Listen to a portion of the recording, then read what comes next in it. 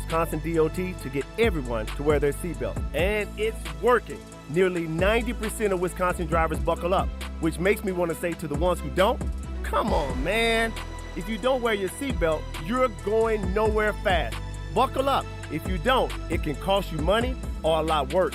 Click it or ticket, and let's work together to save lives. Take my driving safety quiz at zeroinwisconsin.gov. One of the most important concepts in sports is don't drop the ball. Are you dropping the ball with your estate plan? When was it last updated? Have you even done one at all? CSPN Wisconsin's Jason Wilde for Walney Legal Group. There's a lot at stake for you and your family when it comes to wills, trusts, probate, and elder planning. At Walney Legal, that's all they do. Tailored documents. No confusing legal jargon. Just thoughtful guidance. Do the blocking and tackling to protect your family. Start a conversation today at WalneyLegal.com. Roll out the winning this May at Potawatomi Casino Hotel Milwaukee. Have a barrel of fun with your share of $300 grand. Just play with your rewards card for entries, and Thursday night you could hit a home run. Plus, your May drawing entries all count towards the Big League Series prize drawing in June. It's Tic Tac Home Run. Only at Potawatomi. More info online. Must be 21 and a rewards member to play. Don't you wish your life came with a warning app? That dog does not want to be petted. Well, life doesn't always give you time to change the outcome, but prediabetes does. Take the 1-minute test today at doihaveprediabetes.org. Brought to you by the Ad Council and its Prediabetes Awareness Partners. $998 buys you a magnificent diamond solitaire engagement ring at Kessler's. A solid gold mounting shows off a big, beautiful diamond, 3/4 of a carat. Glitter, twinkle, sparkle. This is the definitive diamond solitaire engagement ring. You can choose a round diamond, radiant, marquise, or oval. 3/4 of a carat. Any shape you want. Any color of gold you want. A 1-carat solitaire is just $1,498. Ask to see the Evermore engagement rings at Kessler's. You're going to be ecstatic about the color, clarity, and cut of your diamond. Evermore. Each of these diamonds was lovingly created in the heart of a miniature star. Your diamond will remain. Evermore. Your diamond was born about the time you fell in love. You will be in love. Evermore. Your diamond has been waiting patiently for you to see it, love it, and choose it. Don't keep it waiting. Come to Kessler's. To find the Kessler's nearest you, visit KesslersDiamonds.com. When you're high, you feel different. Pretty obvious, right? You think different, talk different, but if you feel different, you drive different. So if you're high, just don't drive. Brought to you by NHTSA and the Ad Council. This is Wisconsin basketball head coach Greg Gard. This is 94.5 ESPN, WKTI, and WKTI-HD2, Milwaukee. A locally owned Good Karma brand station. Shoot. The right way to start your day. This is Jen, Gabe, and Chewy, broadcasting live from the Gruber Law Office's One Call That's All studios at the Avenue with Gabe Neitzel and Mark Chamara. Here's Jen Latta.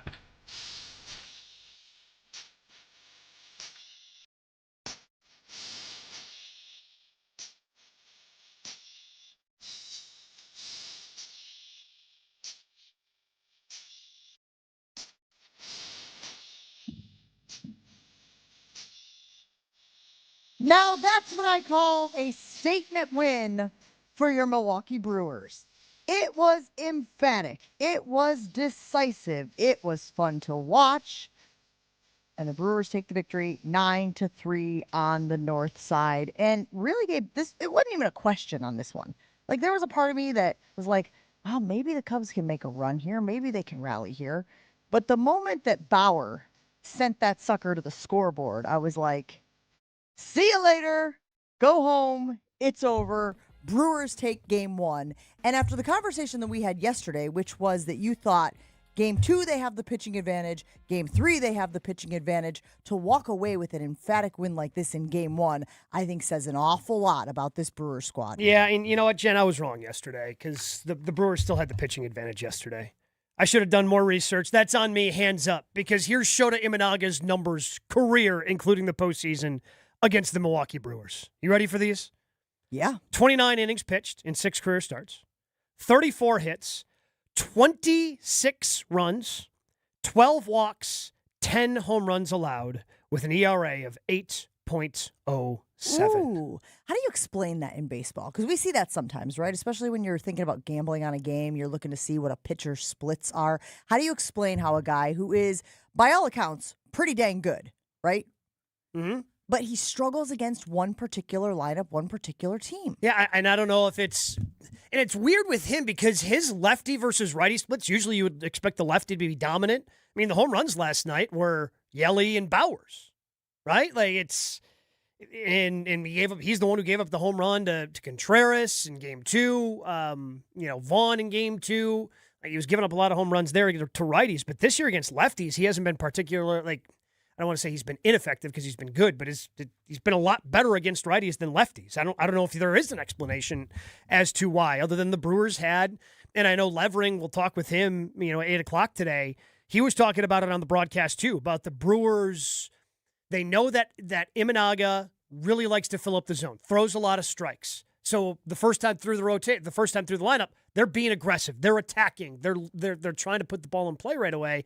And then they were able to grind out at-bats as the game progressed. I know Jackson had a great down 0-2, works it back to 3-2, gets the base hit. That's just kind of the different, philosophies that they had each time through the lineup. I think that was a big reason why he ended up struggling yesterday against the Brewers. And if you're the Cubs this morning, you got to be looking at it as a missed opportunity, regardless of what your starting pitcher's numbers were against the Brewers, because this set the tone. You go in and you were saying, we asked yesterday, do you guys think the Brewers will sweep, the Cubs will sweep, the Brewers will take 2 of 3, the Cubs will take 2 of 3. Obviously, that covers all of the options there. And a lot of people on our poll said Brewers take 2 of 3, right? Didn't think a sweep was going to happen. Now, and again, it's baseball, it's fluky. You can't ever guarantee anything, which is why I do not bet on baseball, but we'll get to Joshy, who did bet on baseball yesterday. Maybe you should just trail Josh. Wildly successful in those bets. I mean, you don't have to come up with the bets, Jen. You just got to trail Josh. I'm feeling much more confident about a Brewers sweep. And as much as Chewy yesterday, Gabe said, it doesn't matter this early in the season. If you sweep the Cubs, that matters, I feel like. Yeah, sure. Don't think, again, from a statement standpoint, from a psychological standpoint. I know everybody brings up the Dodgers. Yeah. The Dodgers weren't obviously, psychologically affected by the Brewers' success in the regular season last year. I really don't think so. Because it's not like you're playing. I mean, you'll play these 3 games, then both teams move on. You have winning streaks, you have losing streaks, and that's the way it goes. It's not like this 3, if you sweep, all of a sudden you're up by 10 games. No, let's say the Brewers sweep. If the Brewers sweep, then you're just flipping it and you're up by a game and a half. So yesterday after the win, Pat Murphy was in the locker room taking questions. Here's what he had to say about the Brewers taking game 1 of this series at Wrigley Field. I mean, we know how these series go. You erase it and just keep going. It's not necessarily a game where they're going to ever be intimidated by guys. They don't even know most of our guys' names, you know what I mean? So they're never going to be intimidated by us, but we're not looking for that. We're looking for just turn around and play good again, and for us to, it's a long season. We're 45 or 46 games in, and it's a long season. So we're just looking to continue to improve any way we can, and I'm proud of our guys. Like I've said all year, I trust these guys, but we got to get better. There's no question. And we got a very young pitching staff, so we've got to have games where we have 5 ABs. When the lineup turns over 5 times, then good things are happening. Milwaukee now a half game behind the Cubs in the NL Central standings. Lots of facts being spewed by Pat Murphy there, right? Fact.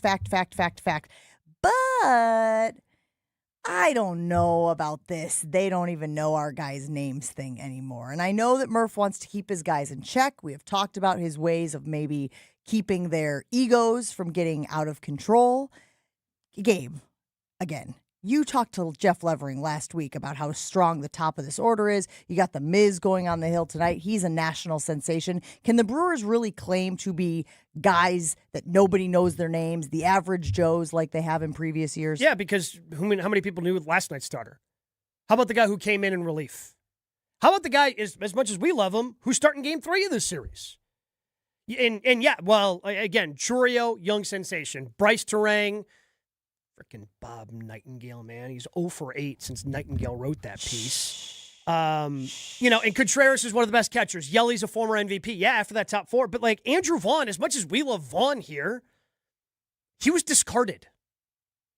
Jake Bauers having a fantastic season. I cannot wait to talk to Levering about Jake, because he's somebody that they got to keep finding ways to keep his bat in the lineup, and it's probably going to be at the expense of Garrett Mitchell. And you'll play Chorio in center, and you'll get more outfield ABs for Bowers, or maybe he can DH a little bit more when Yelly needs those days off, although good to see Yelly hit a home run and a double yesterday.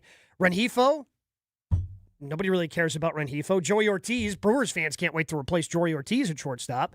So as much as I love, and I think there's some name recognition at the top of that lineup, the bottom five, I don't think the name recognition is there from any fan base outside of Milwaukee. You think it's the fan base he's talking about, or the other team? Could be the other team too. But it doesn't matter. I mean, it's just the mentality he wants to make sure his guys have, and he wants to make sure his guys stay there. Because, yeah, as fun as last night is for us as fans, as he mentioned, like, we're not even 50 games into this thing. Right? Like, it's cool. Great. We got it.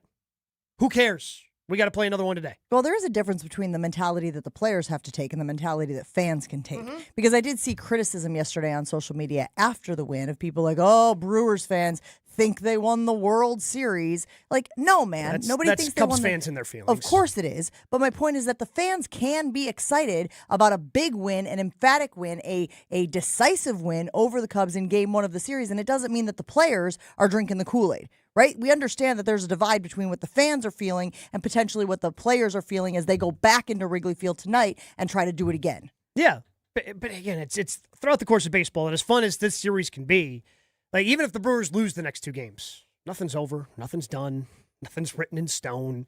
Like, you pick up the pieces and you move on. You win, you pick up the pieces and move on. I mean, it's a fun series, and the rivalry is fun. And it's just fun to see Cubs fans in their feelings. Just really any Chicago sports fans in their feelings in general. I think this is a little bit of we're taking the correct angle. Instead of the Brewers have been a thorn in the Cubs side now for a few years. Game 163, winning the playoff series. The Cubs think they're better. They think they should be winning more, and every time this damn Brewers team faces them, they get their doors blown off randomly, and they look around and go, what the hell happened here today? Yeah, they snap a win streak like they did yesterday. 15 games they've won at Wrigley Field. The Brewers come in and smoke them. They aren't even around. Who the hell's Brandon Sprout? Who the hell's Shane Drohan, and why can't we do anything against him? Why are they winning by six runs? Like, there's something to me, and you could see it in the fan base. You could see it when you look at the guys on the bench. They're all kind of looking at each other going, why is this happening this way? Yeah, shell-shocked is a word that you could use to describe the dugout after the Bowers. We pay all the money. Monster home we got run, all 400-plus feet. Why are we not beating this team more regularly? Why are they the thorn in our side every single time we face them? Do you think it's as simple as the managers? Do you think it's as simple as Murph is just that much better than Counts? I don't know if it's that much better, but I think Craig Counsell knows Pat Murphy's coming around, and he goes, geez, this guy again. And then there's the added animosity of what happened. Every time he comes to AmFam Field, he's going to get booed. Like, everybody in that clubhouse knows what's going on for the Cubs. You left to be better here. You got paid a lot more. And frankly, the results haven't been better. And why is that? And why does this keep happening? We paid all this money for Alex Bregman. The guy can't hit his way out of a wet paper bag. The hell's going on? A wet paper bag. Not just the old paper bag, but a wet paper bag. Feels like that'd be a lot easier to hit out of than a paper bag. Why isn't our $100 million outfielder PCA providing something on offense ever? Why does he look absolutely clueless? What is this? And why do they keep doing it to us? That's what it feels like every time I watch these two teams play. Reaction rolling in on the Carbless Talk and text line as well, 800-990-3776. Chef Ed said, the game proves that Matt Arnold in the front office has the best minor league system in baseball. How do we keep coming up with these pitchers? Well, yes, we have talked at length about the pitching lab and the way that they can take a guy. Who was the guy? Was it Harrison? Who was the guy that we were talking about just a few weeks ago? Kyle Harrison, who they changed his arm angle and the number of fastballs that he's throwing and things like that. And the same thing with Sprout. I mean, they talked about I can't remember what inning it was, but they basically did not take a commercial break. So they showed the interview that he did with Sophia talking about his cutter. Like, this is a brand new pitch for him. He didn't throw it last year. No, exactly. Like, this is a brand new pitch that the Brewers went, hey, you got good velocity, but what if we taught you how to throw a cutter? And now it's the pitch. Again, still a very new pitch. He throws it more than any other pitch Yep. in his arsenal, and he still has, oh, by the way, a 98-mile-an-hour four-seamer that he can throw, and he's got the sinker, and he's working in more and more of the curveball. I think it's the development system that the Brewers have, especially with pitchers. It's just unbelievable, because it's not like Sproat was brought up. It's just he had the raw ability, and he spends, what's he been in Milwaukee, 3 months now, if you include spring training? 3 months? And they figured out how to unlock, and again, he still had his struggles. He still gave up 3 runs, couldn't get through the 5th inning. The ERA is still north of 5, but you can see it's there. Potential. Yes. You can see it slowly starting to piece together and come together as he continues to add pitches to the arsenal. That's going to only help him get through a lineup a third time. It's not Miz in the way he pitches. Sproat has a thing where he seems to lose it for like 6-7 pitches, and then he comes back and he looks unhittable. Oh, the start of the game. Yeah, you're like, what is this guy going to find the zone? And then it's like perfect pitch. Guy looks clueless. We're out of the inning. And you're like, well, I guess that's one way to do it. The front door, was it? Who was it in the first inning? It wasn't Boyes. I think it was Ian Happ. Yeah. The front door sinker that he threw, that Happ's just like, I got no chance. Right. What am I supposed to do with that's that? 98 that starts at me and somehow ends up over the inside corner. What are you supposed to do with that? Nothing. You just watch it go by and walk back to the dugout. And again, as we mentioned, Jacob Misiorowski on the hill today at Wrigley Field, and Gabe felt very confident that Misiorowski can, again, barring injury, barring incident, go out there and do what he has been doing, which is throwing gas against opponents and getting, double-digit strikeouts, so that would be another great game. It is must-see TV every time the Miz is on the hill. I did see this interesting stat, guys. Yelich and Bowers became the first set of opposing teammates to hit home runs off the ballpark's video board, which was installed in 2015, in the same game, according to the Cubs. I believe, and I saw this on social media, so I didn't really do that much research on my own, but it appears that Bowers hit his own name on the scoreboard. Cool. That's amazing. It's pretty sick. Yeah.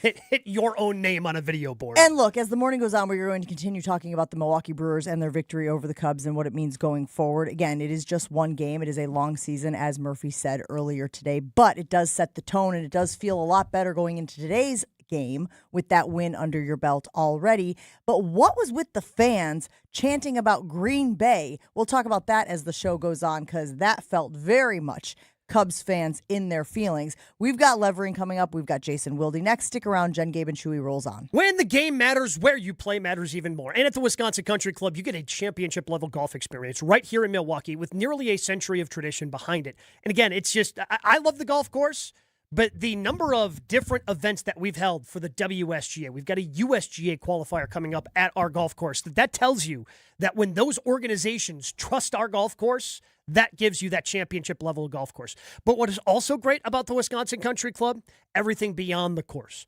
Pool days, tennis, pickleball, fitness, great dining. They've got great different menus, great different date nights that you can do, and programs this summer your kids are actually going to look forward to. It's not a pieced-together lifestyle. It is all in one place. The Wisconsin Country Club, a better way to experience the game and everything around it. Schedule your private tour today and mention Good Karma for exclusive promotions. Your state, your teams, your ESPN. The ESPN Wisconsin app. Find the ESPN Wisconsin app in the Apple or Android app stores today. More Jen, Gabe, and Chewy coming up on 94.5 ESPN. Delays on southbound 41 continue from just before Appleton Avenue all the way down past Capitol Drive. Northbound's got delays from about Mayfair Road up to Burleigh. Heavy ride on westbound 94. You're starting to slow down around 27th Street all the way past Hawley Road. On the eastbound side, just before Hawley Road starts to slow down all the way to about 35th Street. And checking the TMJ4 Storm Team forecast today, storms and showers ending, then becoming partly cloudy and a little bit cooler. Starting off at 77 for the high, and then falling to 64 by 5. And then tonight, partly cloudy with a low of 48. For the WTMJ Traffic Center, I'm Debbie Lazaga on 94.5 ESPN. On this show, it's always football season. I'm not overly concerned because it seems as if Green Bay's not overly concerned. Wilde and Tausch. Presented by Pella Windows and Doors of Wisconsin. Everybody over there feels like this team was there. We got short-circuited with injuries. We have the right staff, we have the right people, and we have the right players. We just need to stay healthy, and we'll be champions. Weekdays from 9 to noon on 94.5 ESPN, ESPN Milwaukee's YouTube channel, and the ESPN Wisconsin app.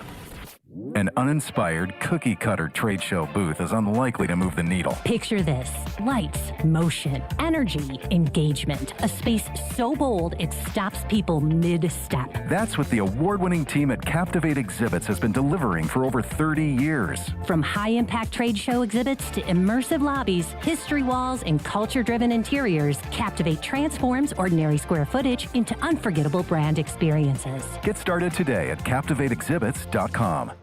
Let's talk about home turf. Your lawn is a reflection of your pride, hard work, and even competitive spirit. If you want a yard that makes the neighbors stop and stare, you need the right plan. That's where Weedman Lawn Care comes in. Weedman's lawn care program is kid and pet friendly, uses golf course quality fertilizer, and has an effective weed treatment to dominate any issue. Get a free quote of Weedman's winning formula for your yard at weedman.com and get 50% off your first treatment. That's weedman.com. Weedman for the win. Hi, it's John Reitz from Great Midwest Bank. And while buying a home is a big deal, it certainly doesn't have to be and shouldn't be a stressful experience. At Great Midwest Bank, we combine competitive rates, fast pre-approvals, and honest advice from knowledgeable loan officers to help you every step of the way through your home buying or building journey. For 90 years, our customers have been part of the GMB family. Experience a state of tranquility at GreatMidwestBank.com. Great Midwest Bank, your simply local equal housing lender. The Brewers' annual Pride Night is coming up Friday, June 12th, and everyone's invited to keep the Pride Month party going at the ballpark, featuring special events highlighting Milwaukee's LGBTQ community, like a local makers market, a national anthem performance by pop duo Reina, and more Pride activities all around American Family Field. This year's Brewers' Pride Night is a party you don't want to miss. Grab your seats today at brewers.com/community nights.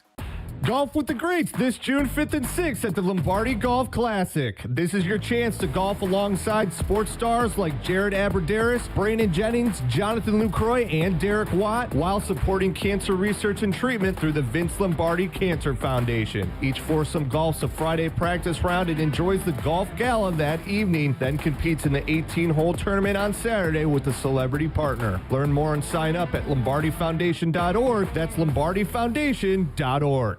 Ready, down, put.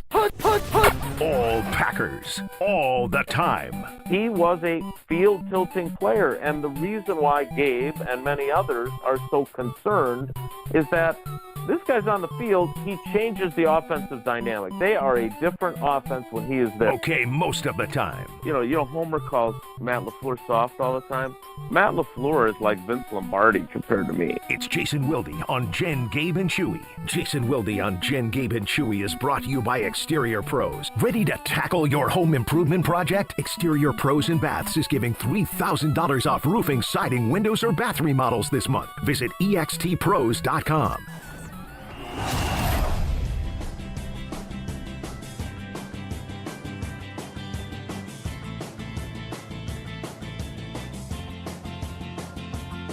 We really appreciate our time with Jason Wilde. Good morning, Jason. How are you doing today?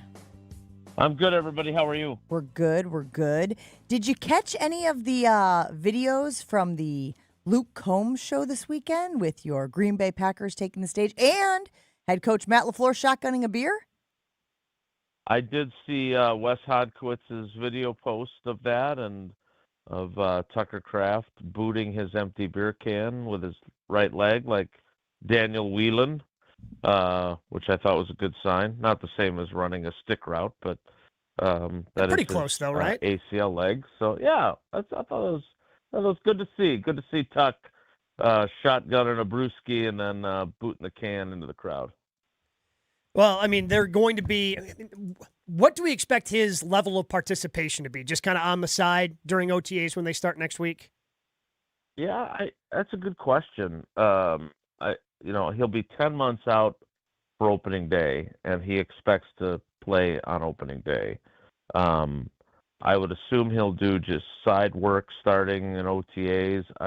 He had told us at locker clean out in January, which is the last time I spoke with him, that his plan is to approach training camp a lot like he approached it coming off the torn pec going into the 2024 season. If you remember, he had torn his pec early in the off season lifting, and so he started on PUP. They pulled him off of that fairly early in camp, and then he was on a snap restriction during practice, and there were other limitations on it. So it's funny that you guys asked. I saw the video of him punting the beer can, and I didn't really have anything that I really wanted to write for yesterday, so I ended up writing that just because it was the most interesting thing going on right now between the end of the rookie camp, the schedule, and now OTA's not starting until next week. So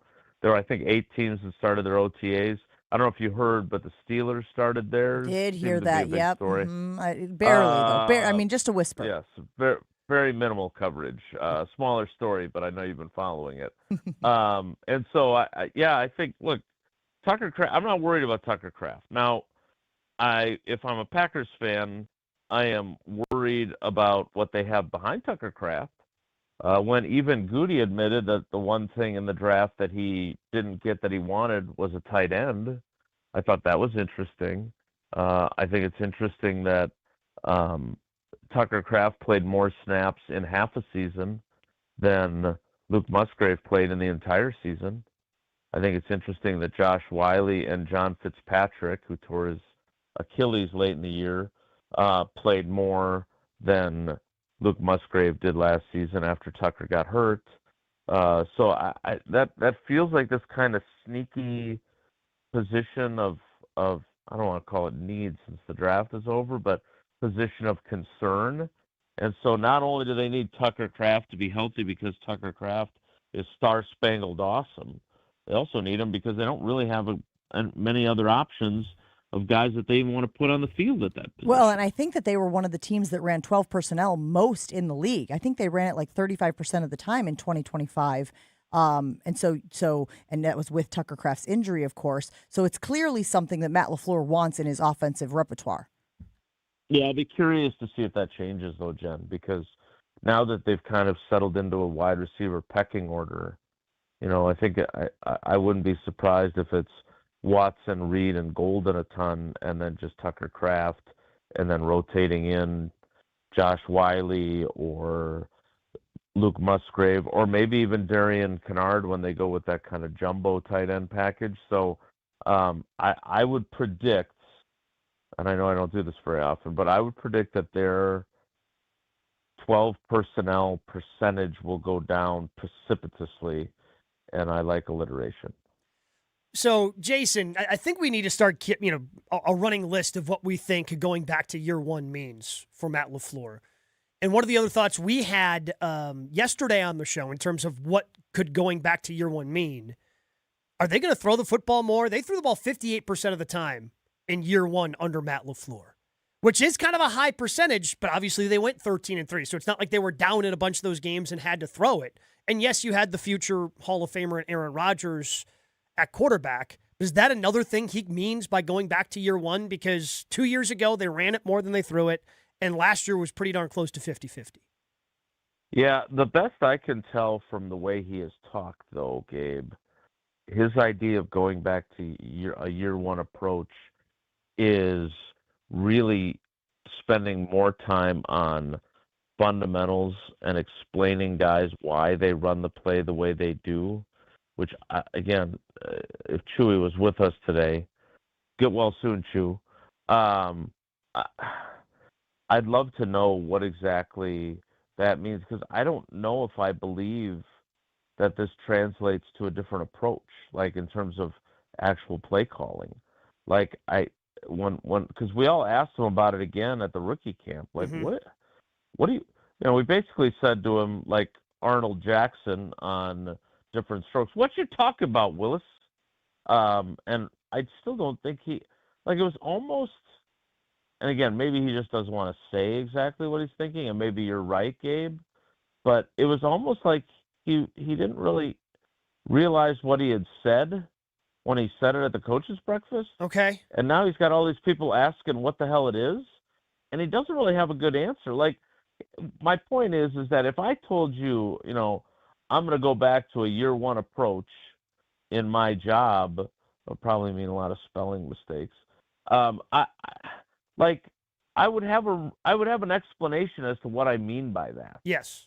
And I don't think we've successfully gotten one from him to this point. So it may mean more passing. It may mean more of the, I know Bulaga wants it to mean more zone scheme running. Yeah. Oh, yeah. Because they've gotten away from that with Josh Jacobs. But oh, yeah, it's on the list, including under center, maybe throwing the ball more, more boot action. Like I'm thinking back to that first year with Aaron, and obviously like the offense morphed as him and Aaron got more comfortable with each other, and there were more things that Aaron wanted in it, and it was kind of a conglomeration between the two, which led to the two MVPs. And Josh Jacobs obviously has had some influence on it. I think the injury to Jordan, so then some of the stuff that you did with Malik that you kind of liked, you keep that in, even though Jordan's in.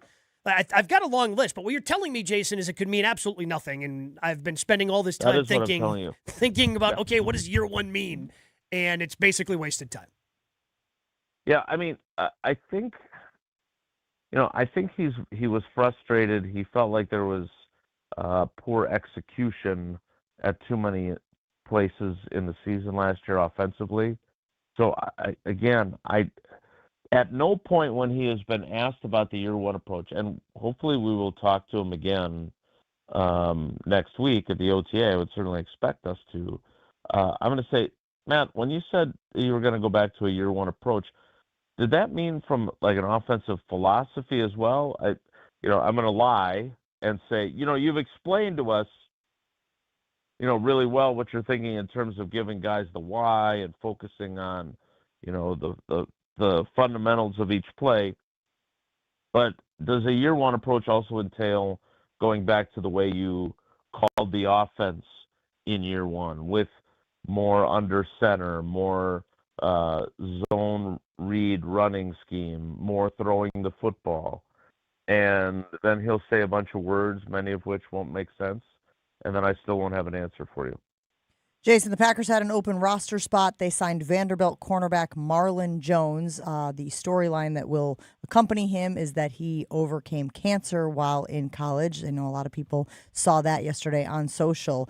What did that move tell you about the cornerback position for your Green Bay Packers?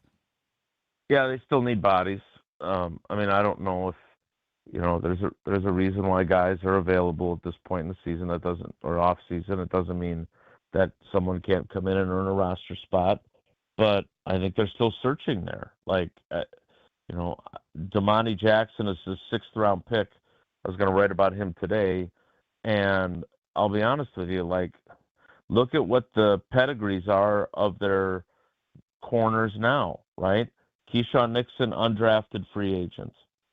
Carrington Valentine, 7th round pick.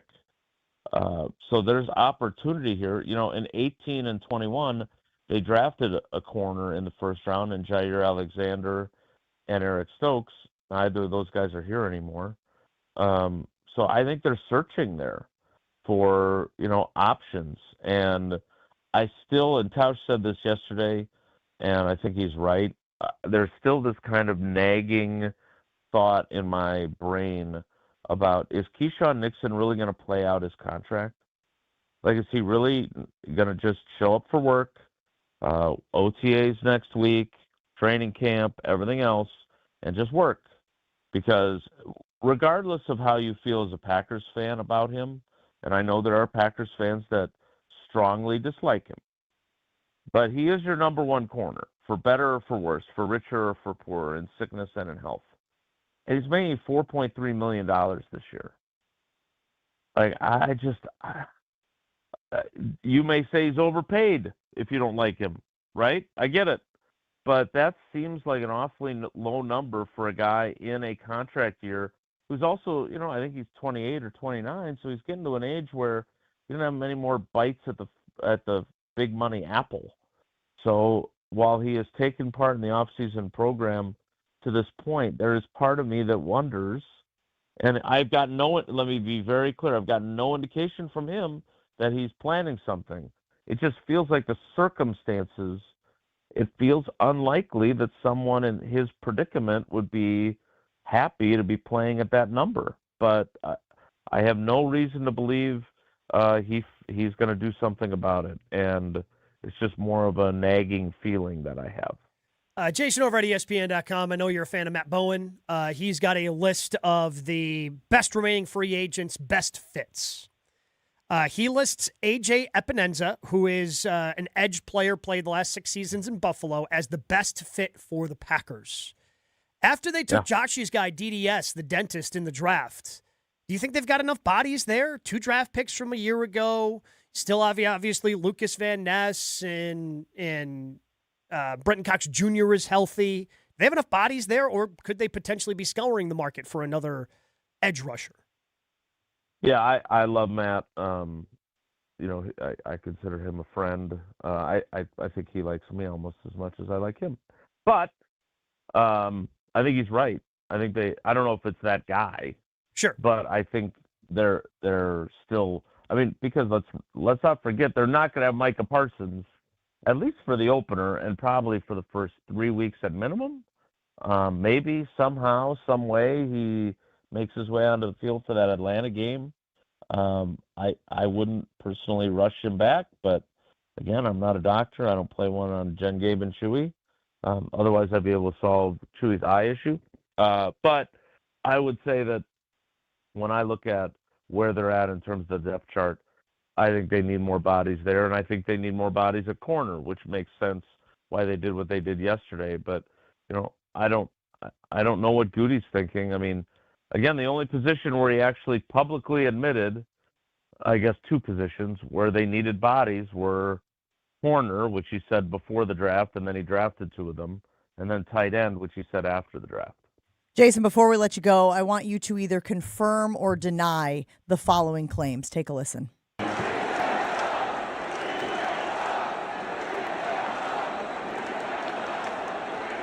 That is the Cubs fans at Wrigley Field claiming that Green Bay sucks.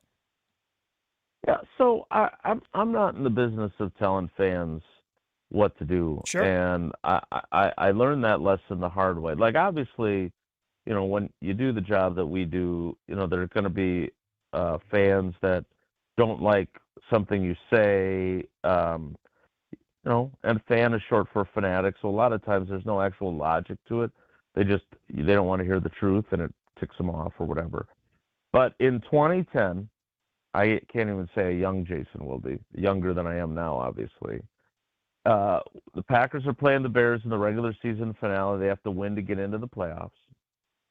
And they did win. What was it, 10-3? 10-3. I think. 10-3. Nick Collins had a game-sealing interception.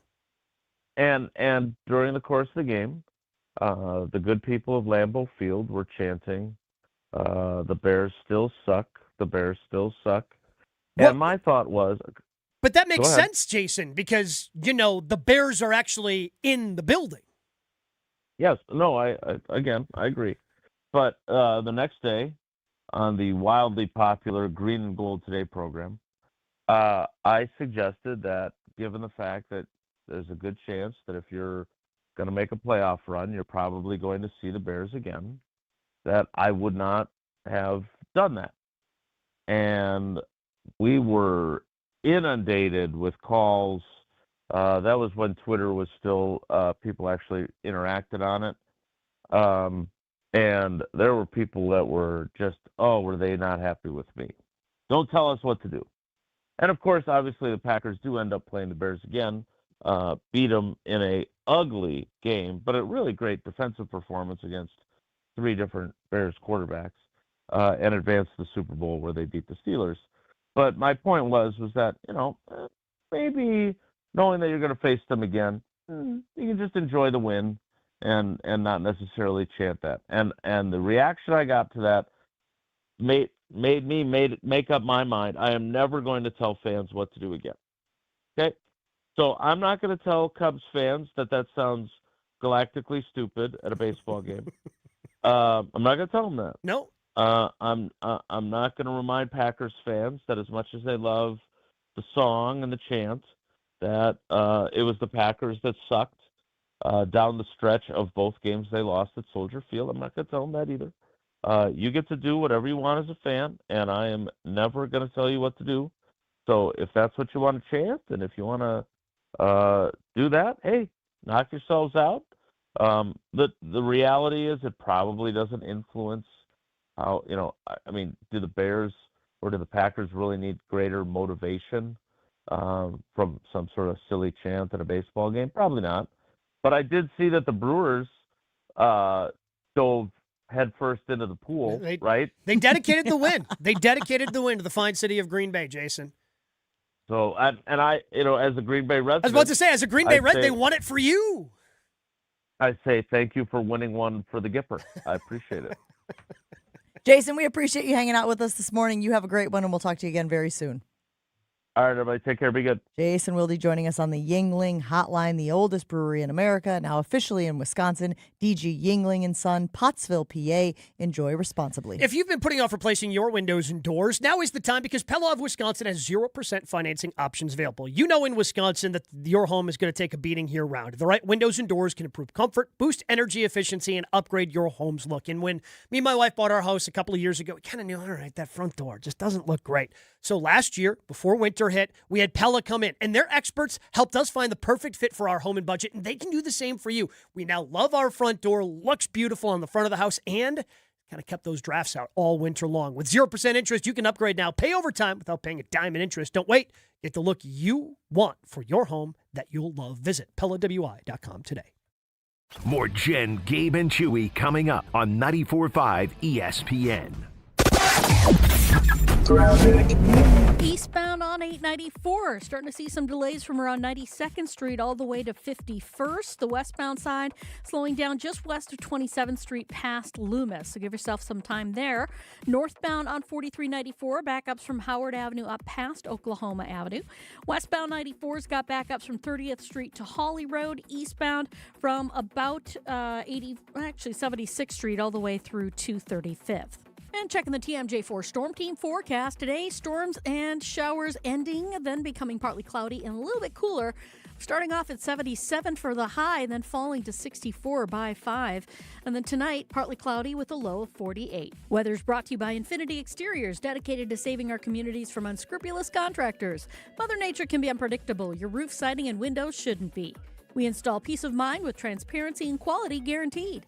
Visit infinityexteriors.com. From the WTMJ Traffic Center, I'm Debbie Lazaga on 94.5 ESPN. May is here, which means your house is officially done hiding under snow. And now you can see everything it needs. Good news, Exterior Pros and Baths is here to help. Upgrade to energy-efficient windows, durable roofing, new siding, or a beautiful bath remodel and get $3,000 off your project. Think of it as spring cleaning, but way more impressive. That's $3,000 in instant savings during our May savings event, but it won't last long. Call 262-800-4274 or visit extpros.com today. Exterior Pros and Baths. Big savings done right. Download to see if you qualify. Not all customers will qualify. Transfer fees may apply. No Albert subscription required. Albert is not a bank. Albert Instant Loans are issued by FinWise Bank, member FDIC. Not an actual client. Terms apply. Kylie, what's wrong? I just got hit with a car repair bill. I'm behind on rent, and I feel like I can never save any money. Have you tried the Albert app? Albert is your financial assistant, helping you find ways to save and create custom budgets to actually grow your money. Plus, you can get up to $10,000 for big expenses or advance up to $1,000 fast when you need cash right away. Albert can get me up to $10,000? Exactly. Albert spots you in a pinch and helps you grow your money in the long run. I'm downloading Albert right now. Download the Albert app and use promo code BUDGET to borrow up to $10,000 for whatever you need. The Albert app helps you budget better and save more money so you reach your financial goals faster. Download the Albert app right now and use promo code BUDGET to borrow up to $10,000. Use code BUDGET to borrow up to $10,000. Some nights, you don't want a 4-course meal, you want a martini and maybe some fries. Girl Dinner at the Bar at St. Kate the Arts Hotel gets it. Every day from 4 until close, pull up a stool and enjoy a crisp Caesar salad, golden French fries with garlic aioli and ketchup, and one of St. Kate's signature martinis, your call. No reservations required. You can learn more at stkatearts.com, stkatearts.com. You've always been competitive at work, in the gym, even with your kids. But lately you feel off. Workouts take longer to recover from. Your drive just isn't there. You know, it might not be your age. It could be low testosterone. At Mentality, we'll get to the bottom of what's really going on and build a personalized plan using testosterone replacement and peptide therapies to help restore your energy, focus, and drive. Get back the energy to being dad again. Book your appointment with Mentality at lowtusa.com. Again, that's lowtusa.com. Life's better with Drive My Way from American Family Insurance because we know it's more than just a car. It's your escape pod, your adventure mobile, your memory maker. And we help protect the dreams that drive you. Personalize what you pay for auto insurance and you could save between 10 and 35%. American Family Insurance. Get a quote and find an agent at amfam.com. Products pricing and availability vary based on the way you purchase insurance and by state. Unsafe driving behaviors may increase your rate. American Family Mutual Insurance Company, SI, and its operating companies, 6000 American Parkway, Madison, Wisconsin. It's Jen, Gabe, and Chewy. Big guy's just getting soft on us. Old age is getting to him. Go Thought he'd be back. harder than this, a little tougher. Yeah, Go we back want to- winners. I want people who want to win. Shut your pie hole. On 94.5 ESPN.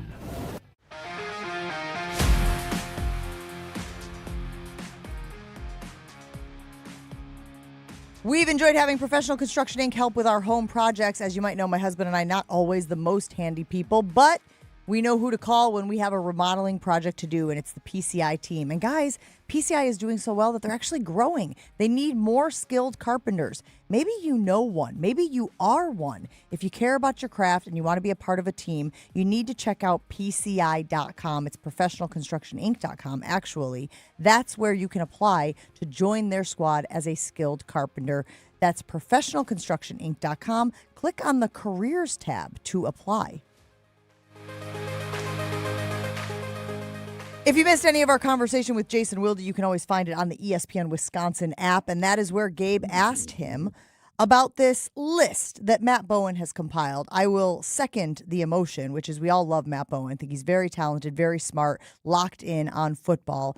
And he says that this kid from the Buffalo Bills, AJ Epinesa, is somebody who would be a perfect fit for the Green Bay Packers. And if you listened, you heard what Jason had to say about it. Gabe, what does your gut tell you about adding AJ Epinesa, who remains unsigned after failing to get a deal with the Cleveland Browns in March after the Bills let him go? I mean, I know that they're without Micah for the first couple of games, but I don't think they would add somebody like Epinesa because then when Micah comes back, like somebody's losing out. They've invested 3 draft picks in this position over the last 2 years. So if you add Epinesa, yeah, maybe you need the body for when Micah's out, but it's not like Micah's going to be out all year.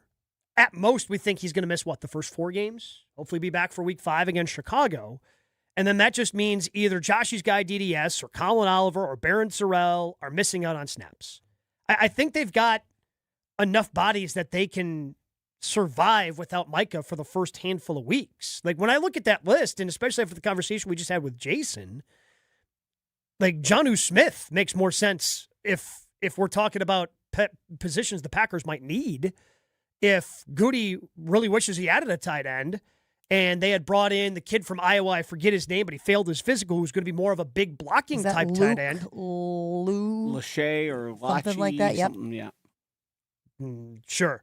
But that would make more sense to me than Epinesa because they've invested in that position. They've gone out, they've grabbed people in the draft at that position. And if you're not sure what you have behind Tucker Kraft, like adding a veteran who's not that much past 30, it's not like they'd be going out and getting big dog Mercedes Lewis. I think that makes more sense to me than Epinesa does. It's interesting that you go the tight end route. I do think that we have to keep in mind, though, the variable of Jonathan Gannon.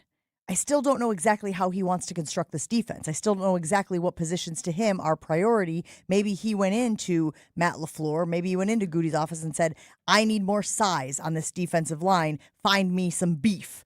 And it feels like this Epinesa guy would be some beef on the defensive line. And again, I'm not saying they don't have it, but he's 6'6", 260 pounds listed. that is larger and heavier than some of the rotational players that they have, isn't he? Yeah, he's bigger than Colin Oliver, about the same size as DDS. And I think that's kind of more the typical size you want for like a 3-down guy in the 3-4. But again, like and he said we're going to be playing some 3-4, 4-3, you know, when he was available to the media a couple of weeks ago. So that's a great question. I just don't know. I don't know how much he wants that. But again, if you want one of those 3 guys to develop, like you're going to have to give them snaps at some point. 100%. And you've got the conveyor belt. That's their thing, right? They've got the conveyor belt, and Sorrell would theoretically, ostensibly, maybe be next because he had some snaps last year, right? Because they don't like to throw guys into the fire. We've learned that about. They don't like to throw rookies into the fire. But they do. Who have they done that to, though? Who haven't they? I mean, outside of Matthew Golden, who haven't they done it? They did it with Belton. They did it with Jordan Morgan. They did it with the 2 safeties a couple of years ago. They did it with Edgerrin Cooper. Some of that was out of necessity, though, right? Like at those positions. It wasn't necessarily like we think this guy is going to be, you know, an all-world beater and we have to have him on the field. Like some of the injuries to the offensive line played a role in some of those assignments. But I mean, part of Goody's thing is he wants the young players to play early and get that learning curve out of the way. So then by the time you get to December, late November, December, early January, and those games in the regular season that mean the most when you're getting closer to the postseason, hopefully a lot of that rookie learning curve is gone. I mean, that's part of the what Goody wants to do is being this young team that they are, and they're not quite as young anymore with some of the guys that they've added, but I still think that they would want to get those young guys in there. And again, outside of Matthew Golden, early draft picks, I mean, that's what happened with, and not even Tucker Kraft, but it ended up happening to Tucker after Luke Musgrave got hurt. Like they've been wanting to throw young guys in there forever. It's just what they want to do. So I think they want those guys to kind of rotate in at some point. But if you're adding a veteran like Epinesa, it's probably coming at the cost of Sorrell, Oliver, or DDS. I can't envision a worse case scenario than bringing in the guy who last season had 2.5 sacks and having him take up snaps. We got rid of Rashawn Gary because of his lack of production, and this guy who's been in the league 6 years with 24 career sacks is a guy we want to dedicate time and effort to. It just you don't doesn't think it's seem worth a it. cheap 1-year deal? If they plan to cut him as soon as Micah comes back, sure. It's distinctly possible. But the other thing I think we need to filler. talk about is obviously we have talked at length about veteran leadership, right? When we've been critical of the way that Goody constructs this roster, we have talked about how because he seemingly likes to keep it young, sometimes they haven't had the veteran leadership that a team needs to make it through a 18-week plus season. And so I wonder if he looks at him and goes, maybe there's some value there from a long-in-the-tooth standpoint. You've added that already on the defensive side. You know, you added Hargrave. You added Zaire Franklin. I mean, Xavier's obviously a leader. Micah stepped up as a leader. Like, you've got a leader in just about every one of those rooms at this point. So I don't think that's, I mean, maybe over on the offensive side, you might be able to talk me into more of that, but they've added some age on the defensive side of the football. So I don't think that they need another body there. And maybe I just think that Brenton Cox Jr. is better than other people think he is. Like, because Kingsley Enagbare is listed as, well, they lost Kingsley Enagbare, they need another rotational piece. Well, to me, that's what Brenton Cox Jr. is. Brenton Cox Jr. in 2024 was what we saw from Enagbare in 2025. Good rotational piece, made a couple of splash plays. Maybe you got something there a little bit more. And oh, by the way, if you don't with Brenton Cox Jr., he could also be somebody that when Micah comes back, okay, we're going to cut him. We still feel good with what we have. So fascinating. If you do a Google search, which of course is what I did, of AJ Epinesa, you can find an article from 2020 from Rob Reichel who says AJ Epinesa could solidify the Green Bay Packers defensive line. So again, and he's out of Iowa, and there obviously have been jokes about the Iowa Packers connection, etc. Brian Bulaga, Iowa. But it does seem like at the time they felt like, or at least Rob Reichel thought like he could be a good fit for the Packers. It is interesting that it is coming back around now that he is looking for a landing spot after being with the Bills and not connecting with the Browns. 800-990-3776. Do you think this is a position that the Packers need to add bodies to? Again, I think the big variable here, the big question mark is, what exactly does Jonathan Gannon want with this defense? And is this something he might be pushing for internally, which is sort of pushing this narrative. I don't know. We know very little about Jonathan Gannon and how he wants to run his defense. I think we're going to learn more, obviously, as the weeks go on and as camps open up and we start to see some of the rotations that they have out there at camp. But for now, it is still a question mark. Got to take a break here on Jen, Gabe, and Chewy. Still a lot of stuff to get to, man. I want to get to this ABS fiasco that happened last night in the game. We will talk about the Green Bay sucks chant, and we have Jeff Levering coming up at the top of the hour. Stick around. Big series still going on for the Brewers. And the second best place to watch a Brewers game, of course, we know the best one's the stadium. Well, I'm talking about X Golf in Brookfield, X Golf in Mequon. Great specials happening during each and every Brewers game from here till the end of the year. We're talking about 50% off of your sim time. $2 Miller Lite taps, plus they've got ticket giveaways, club-level ticket giveaways all season long. The second best place to be watching a Brewers game, especially, tonight, big series going on down in Chicago. Maybe stop by, have a couple of Miller Lights. X Golf in Brookfield, X Golf in Mequon, the second best place on earth to watch a Brewers game. Jen, Gabe, and Chewy are back after this on 94.5 ESPN. May is Skilled Trades Month, a time to celebrate the hands-on careers that keep our communities and our economy moving forward. At Junior Achievement, students learn that great careers don't always start behind a desk. With support from Komatsu, students are exploring opportunities in skilled trades, advanced manufacturing, engineering, and technology in Milwaukee's Harbor District. Thank you, Komatsu, for helping inspire the next generation of builders, problem solvers, and innovators. Learn more at ja.org. At Uline, they know going the extra mile takes hard work. For companies pushing to go further, Uline will go the distance with you. 24/7, they answer the phone to get you the shipping and industrial supplies you need. Business can move fast. Unexpected large orders, adverse weather, new safety guidelines, and changing economic trends. Uline works hard keeping 41,000 items ready to ship, minimizing detours on your way to the extra mile. Visit uline.com. The NFL schedule dropped, and it's time to settle up. There's road trips to plan, hotels to book, tickets to split, tailgates to cover, scores to settle, all the things for the season. But now, when you send $10 or more to a friend with PayPal by May 28th, you could win 2 tickets to every home game of your favorite team. Yep, the whole season. Visit paypal.com/P2P sweeps. No purchase necessary. See website for details, including how to enter by mail. Brought to you by PayPal, official peer-to-peer payment sponsor of the NFL. In a contracting business, you're either growing or you're grinding. Success is no longer about hard work alone. It's about using AI to accelerate impact. ServiceTitan is the only integrated intelligence that seamlessly automates your entire workflow, from first call to final invoice. Born in the trades, built for visionaries ready to stop operating and start automating. ServiceTitan, AI for the trades. The NFL schedule dropped, and it's time to settle up. There's road trips to plan, hotels to book, tickets to split, tailgates to cover, scores to settle. All the things for the season. But now, when you send $10 or more to a friend with PayPal by May 28th, you could win 2 tickets to every home game of your favorite team. Yep, the whole season. Visit paypal.com/P2P sweeps. No purchase necessary. See website for details, including how to enter by mail. Brought to you by PayPal, official peer-to-peer payment sponsor of the NFL. My dad passed away unexpectedly. Of course, it was awful in every way, but we are very grateful that he had life insurance. So even after he was gone, he was still able to provide for us. And that's why I have life insurance for my family. Ethos.com. They make it fast and easy to get covered. It's 100% online. You get a quote in seconds, and you can apply in minutes. You get covered the same day. Get your free quote at ethos.com/game.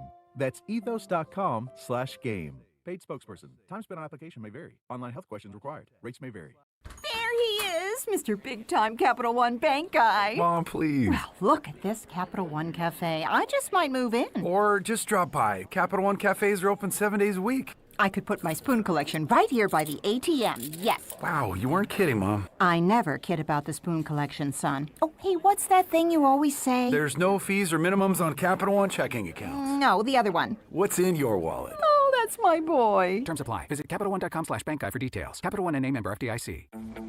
Your summer starts now with Memorial Day deals at the Home Depot. It's time to fire up summer cookouts with the Next Grill 4-burner gas grill on special buy for only $199.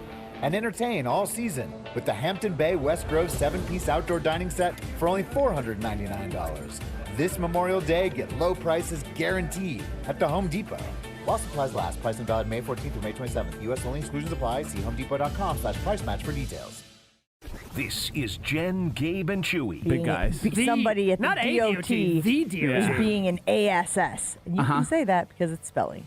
No, that's not how that works either. Well, you could say it because you can say ass on Yes. radio. You can? On 94.5 ESPN.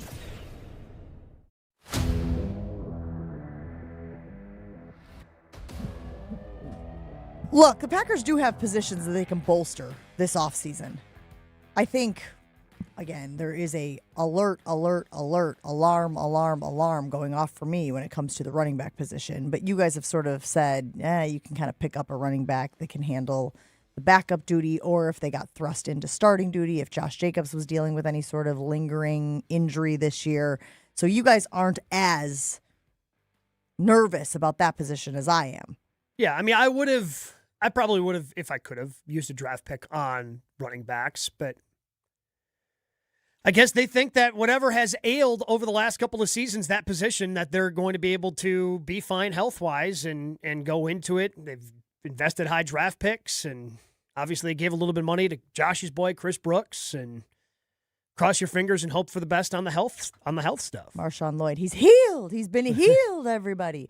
So tight end is something that you think you would put more of an emphasis on that than, say, the conversation that we were just having about A.J. Epinesa. Yeah. If Goody is, again, that's something that he wants. He wanted to get a tight end in the draft. He did not. And if they want to run more 12 personnel, they probably still need another tight end.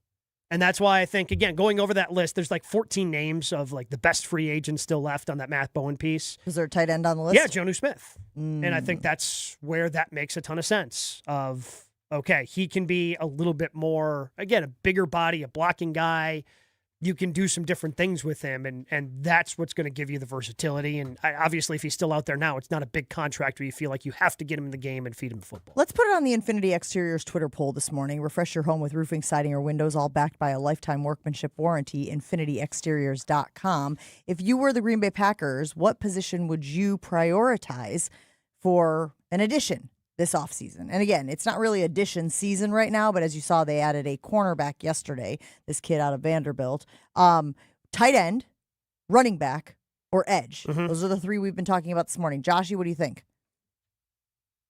I like tight end just because I think the league has turned in a way. We saw guys going in the second round who are typically 5th, 6th round picks. That blocking tight end, that extra guy that can move bodies in the run game and then provide a little bit in terms of the pass catching, sort of leak out, be a sneak guy. I think that's sort of the way the league's going. And I don't want the Packers to get left behind because they have a guy like Luke Musgrave who you wanted to be a different position tight end, and now he's playing left out. It seems like they don't have a lot of confidence in anything besides Tucker Kraft, and that to me could probably unlock a lot of things that Matt LaFleur would like to do. I think the numbers that I saw, and I mentioned them when we were talking to Jason Wilde this morning, is the Packers ran that personnel, 12 personnel, 35% of the time last year, 35% of their offensive snaps. League average was 22%. So it was top 5 for the number of snaps that they ran out of 12 personnel. So again, we don't know what Matt LaFleur's decree about kind of starting over and kind of bringing things back to basics is going to entail. But if they do plan on running 12 personnel, it does feel like maybe they could use another body there, as they did lose some guys over the last season. We got to take a break here on Jen, Gabe, and Chewy because we got to get to Jeff Levering talking about those Brewers who won game 1 of the series against the Cubs yesterday and are looking to do it again tonight at Wrigley Field. Jen, Gabe, and Chewy continues next on 94.5 ESPN. Still have some delays along southbound 43, basically from just south of Brown Deer Road down past Good Hope Road. Then you're back on the brakes from just south of Silver Spring down to Locust. On southbound 41, backing up from Good Hope all the way past Capitol Drive, almost to Burleigh. On the northbound side, we got delays from about Blue Mound Road all the way up to Burleigh. Eastbound 94, most of your delays are going to be between 76th Street and 35th. Westbound, you got backups from 27th to Hawley, and then crossing over into the county, into Waukesha County to Elm Grove Road, and then between Moreland and Calhoun. Traffic is brought to you by Fisco Auto Body. Call Fisco Auto Body to help with all body repair needs. Fisco, Fisco, Fisco. And checking the TMJ4 Storm Team forecast today, storms and showers ending, then becoming partly cloudy and a little bit cooler. Starting off at 77 for the high, then falling to 64 by 5. And then tonight, partly cloudy with a low of 48. Weather's brought to you by Infinity Exteriors, dedicated to saving our communities from unscrupulous contractors. Mother Nature can be unpredictable. Your roof siding and windows shouldn't be. We install peace of mind with transparency and quality guaranteed. Visit infinityexteriors.com. From the WTMJ Traffic Center, I'm Debbie Lazaga on 94.5 ESPN. Get ready to sip into summer with the new Carbless Americana Backyard Bliss Variety 8-pack. 4 nostalgic flavors, strawberry, cherry, grape, and apple, all packed up and ready to celebrate America's 250th birthday. It's backyard barbecues, fireworks, lawn games, and classic summer flavor in every can. This season, bring the party, bring the nostalgia, and bring the bliss with the new Americana Backyard Bliss 8-pack from Carbless. Pick up the brand new variety pack at your local retailer or go to drinkcarbless.com to find it near you. Jeff Levering on Jen, Gabe, and Chewy is presented by Carbless. Premium ready-to-drink cocktails in a can. Try their new Americana Backyard Bliss Variety 8-pack. 4 nostalgic flavors, strawberry, cherry, grape, and apple. All packed up and ready to celebrate America's 250th birthday. Go to your local retailer or carbless.com to find it near you. If only life had a remote control, you could pause or rewind. Well, life doesn't always give you time to change the outcome, but prediabetes does. Take the 1-minute risk test today at doihaveprediabetes.org. Brought to you by the Ad Council and its prediabetes awareness partners. We are the home for all your Bucks coverage. 94.5 ESPN, WKTI, and WKTI HD Milwaukee. A locally owned Good Karma brand station. It's time to hear from the voice of the Brewers. Fly ball center field. It's hit well. Grisham back. It is gone! Another Mother's Day miracle for the Brewers. Jeff Levering is brought to you by Carbless Premium Ready-to-Drink Cocktails. Carbless, less is more. Find Carbless at your local grocer today. Appreciate a little Huey Lewis in the news to bring me in today. Love that. Thank you. And I love Huey Lewis in the news, so I'm all about it. Jeff Levering on Jen, Gabe, and Chewy. First and foremost, I need to apologize to our friend Jeff Levering, who on the stream just moments ago had to watch me absolutely dominate that egg Sammy. Sorry about that, Jeff. It's probably very Didn't disturbing. see it. Oh, thank goodness. No, I didn't was see it. It's very okay, but I appreciate self-conscious your... about what was happening with that avocado. It was just kind of squeezing its way out of the bagel. You can picture it now. I'm painting a picture, dazzling details and whatnot. What was the best part of yesterday's 9-3 win at Wrigley Field? All of it. Coming to Wrigley and winning a game like that is always fun. I think for me, it's whenever you get the somber Cubs fans that's the best part of it, when you just kind of put them in the ground early and they never have that opportunity to get back up. That's a really good thing. And they could have got back into that ball game last night. I'm glad the Brewers just put their thumb on them and said, no, this is not happening. What is it about Shota that the Brewers just have his number? Because he's good against other teams, but the Brewers just light him up every time, it seems. Yeah, it's a great question, and I'm not sure what it is. They just are really patient. The first time through the order, he was really good. First 3 innings, threw 34 pitches, and then the Brewers just got to him in the 4th inning. They waited him out. Second time through, they were more patient with their at bats. But there's something about Shota against the Brewers, and it's like the kryptonite. He's got an ERA over, I think it's 7.5 now against the Brewers. His ERA against everybody else in the league is way under 3. So there's just something about his mix that the Brewers are just okay with, and it's more about waiting him out. He's not going to blow you away with his fastball. That's the thing. So if you can see that split out of his hand and make a decision on that pitch quickly, you can have a good day against him. Christian Yelich sent one out of there yesterday. Obviously, it's nice to have him back in the lineup. What's the biggest difference you've seen from Yelly now that he's been back? He's hitting the ball hard, which is great. I mean, he was hitting the ball hard before he left too, but at the same time, it's just I think we talked about this last week when he debuted, when he was about to debut against the Padres, and then he was out for a few days, and then he came back. Um, but he just brings balance to the batting order. He allows guys to get back into where they usually slot in the order, and I think that the Brewers play with more relaxation. But for Yelly, he just looks like he's confident at the plate. He looks like he's taking good swings. He's taking tough pitches, and when you take tough pitches, it means you're locked in with your eyes. What has allowed Jake Bauers to take that next step? Because I think it started last year, the last month of the season, Jeff. He was fantastic. So now you got to find different ways to get into the lineup, which leads to, guys like Sal Frelick playing center field as he did in the NLCS, and Bauers back in the outfield last night, so they slide Jackson over to center. But, I mean, you take a look at his numbers. We always knew he had the power, hit the big home run back in 2024 in that Game 3 against the Mets in the pinch hitting role. But what's allowed him to now be more consistent? He is, at age 30 right now, off to the best start of his career. So this is a twofold answer for me, Gabe. And number one, on the mechanical side of things, he's much simpler. He's quieter. He understands what he needs to do at the plate. He's really just, okay, pitch to pitch. This is what I'm going to try and do and put my best swing on the baseball. That's the mechanical easy question. The more philosophical answer that I have for you, and he's admitted this, when you get close to the end of your career, or it feels like you're at the end of your career, and you're playing free, like I'm not playing because the guy behind me is going to take my job. I don't have any stress. He has 2 kids now at home. And he admits, he goes, you know what? If my job ended tomorrow, I know I would be okay in life because they're more important to me. So that's perspective. And for Jake Bauers to have that, and now to have success, he's living his best life. And I think that freedom mentally is more than the mechanical stuff, more than anything else.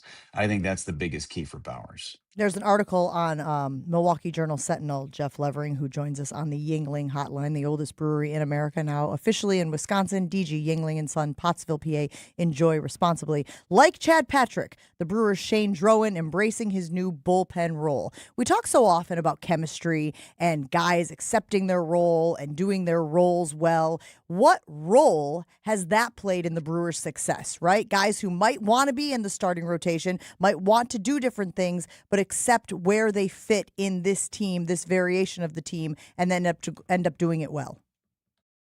Yeah, it's just the buy-in. It's the buy-in that you're not in AAA and you're in the big leagues, and this is your opportunity to prove to us what you've got. We were talking about it on the TV broadcast last night about how in 2018 you had a young Brandon Woodruff coming out of the bullpen. You had Freddie Peralta, who was a starter and also coming out of the bullpen, and Corbin Burns made his debut that year. He was pitching out of the bullpen. He wasn't even starting. So you have all these guys that are buying into this role, and it gives you more of a runway to have success. And for a guy like Chad Patrick, a guy like Shane Drowan, I think some of it, not knowing that you're going to pitch on every 5th day, that you had to show up at the ballpark, you don't know if you're going to pitch. Now today, Shane Drowan's not going to pitch. He knows he's not going to pitch today because he went 4 1/3 innings last night. But showing up at the ballpark and not knowing when you're going to pitch gives you some freedom. Hey, okay, I got to be ready. I got to be ready to go in that bullpen. Phone calls, they could be calling my name. So I think for them, having that ease of not knowing. Chad Patrick's talked about this too. He's had a little case of the VOMs before starts. So if you know, hey, listen, I got 5 days, I got to get this out of me, and I got to think about it, and okay, I got to go over the scouting reports and all these different things, and they're going to say my name first. I got to come out of bullpen. That's a lot of pressure on you. But when you have no time to think about it, just go out there and do your job. Case of the Bombs? Yeah, that's love that. That's a new it's one. the band name for sure. Somebody needs to write that down. Ladies and gentlemen, Case of the Bombs. Now on the main stage at Summerfest, Case of the Bombs. Exactly. All right, big radio voice. There we go. The only thing I'm disappointed with the pitching last night is they could have brought in Ashby, I think, to finish out the fifth and just vulture a win. I feel like that's the only thing that I'm disappointed with. Could have easily picked up another win for him last night, and then Drowan could have pitched the final 4 innings, but just a third of an inning, pick up the win for Ashby. But the raw numbers for Brandon Sproat, if you just look at the box score and you look at his overall numbers this year in 9 games, it's unimpressive. But when I'm watching him last night, it just feels like he's so close because he's got all these pitches, Jeff. What has to happen for him in order for the numbers to start matching what you and I and everybody else is seeing with their eyes when they see Brandon Sproat pitch? Yeah, it just feels like there's one inning where it just kind of goes sideways for him. I mean, in the first inning, he walks the first 2 hitters in the game, and you kind of think in the back of your head, oh boy, where's this one going to go? First opportunity in Wrigley, and then he just shut it down from there.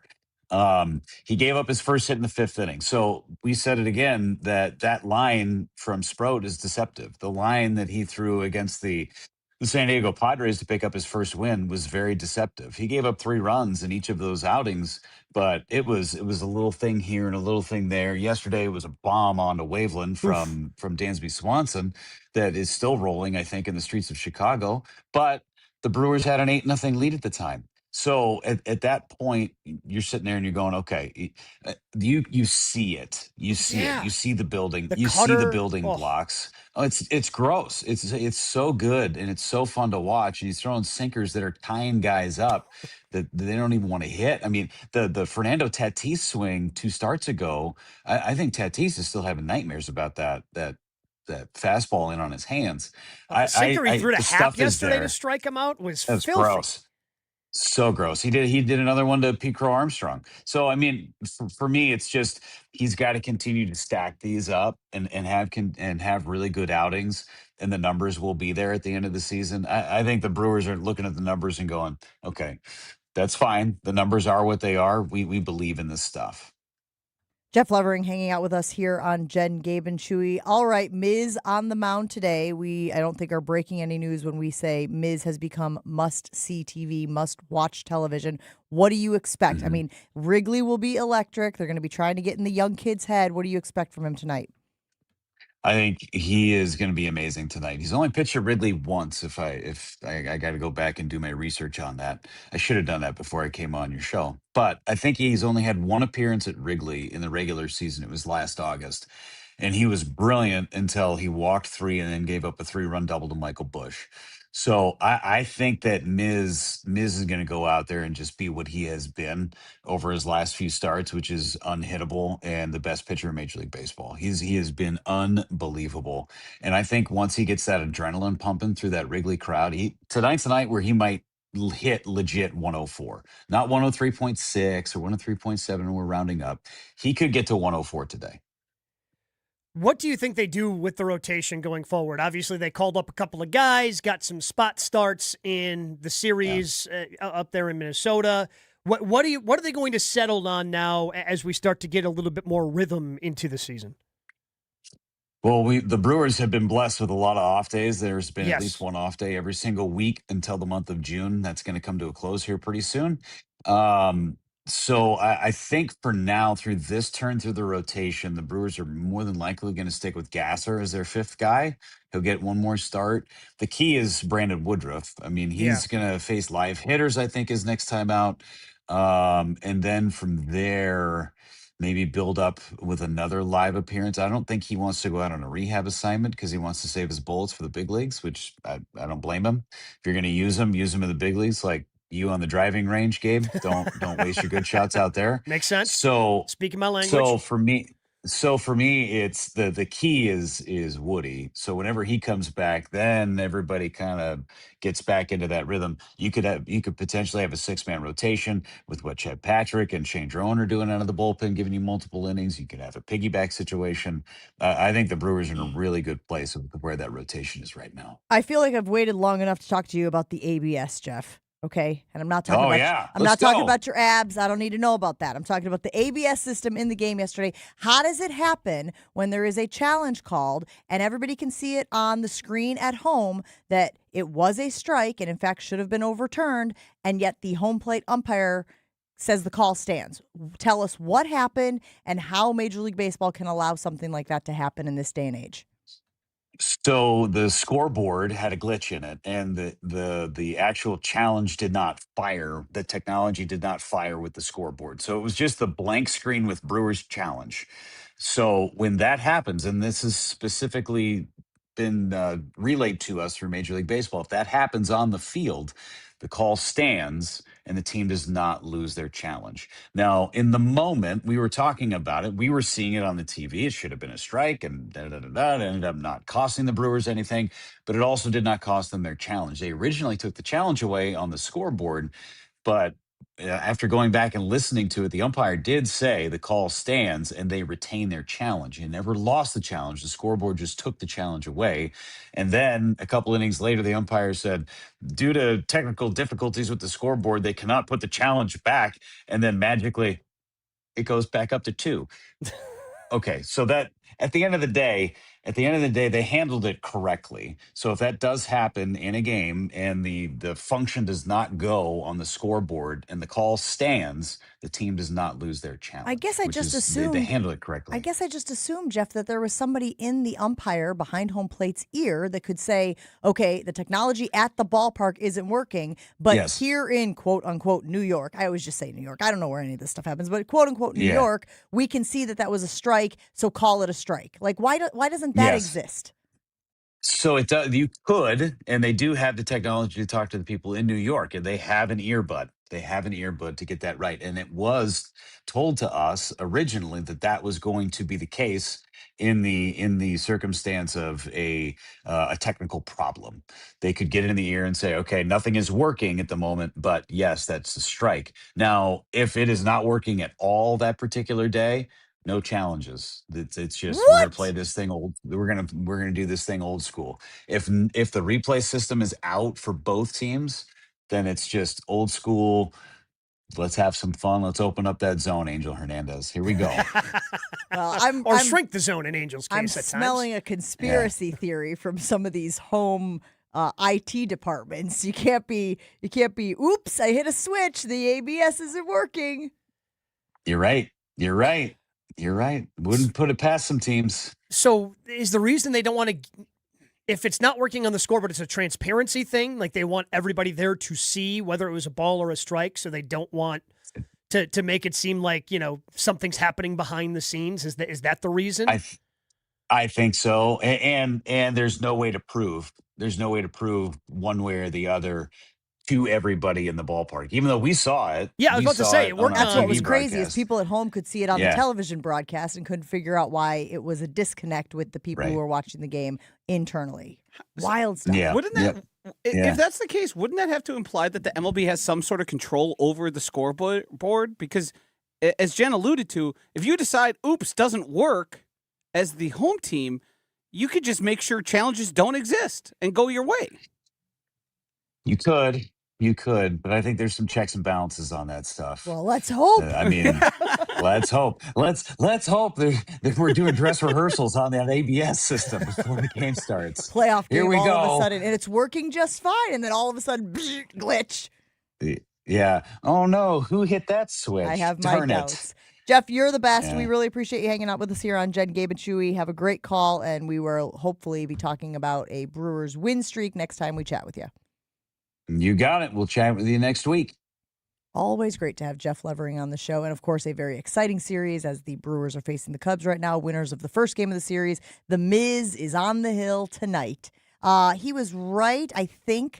Mizorowski has gone 0-1 with a 5.63 ERA in 2 career starts against the Cubs. I guess I assume one of those at Wrigley and one of those at AmFam Field. All right, we'll take a break here on Jen, Gabe, and Chewy. Roll on, ready for this. Craving more toppings and a crispy crust? Head to Festival Foods for Screamin' Sicilian Tavern-style pizza. More toppings, more flavor, and that classic tavern-style crunch. More is amore. If you haven't had the Screamin' Sicilian Tavern-style pizza, again, it's everything you've come to expect from a Screamin' Sicilian. just with that crispy, unbelievable crust that they have figured out. Yet another great crust for Screamin' Sicilian. It's only $4.99. Unbeatable deal on a fan favorite. The sale, though, it ends today. You got to get there today. Grab it while it lasts. Find Screamin' Sicilian Tavern-style pizza in the frozen aisle at Festival Foods. Your state, your teams, your ESPN. The ESPN Wisconsin app. Find the ESPN Wisconsin app in the Apple or Android app stores today. More Jen, Gabe, and Chewy coming up on 94.5 ESPN. We got backups on southbound 43, basically from Good Hope Road all the way down to about Locust. Northbound, we have 4394 northbound at Howard Avenue. Got a broken down vehicle off on the right shoulder, and that's going to be causing a bit of a backup through that area out of the Mitchell interchange, pretty much all the way up past Oklahoma Avenue. Westbound 894, we've got backups out of the Mitchell all the way to about 60th Street. The eastbound side's backed up from Forest Home past Loomis. And then southbound 41 backing up from Appleton Avenue down past Hampton, northbound from just before Mayfair Road up past Capitol.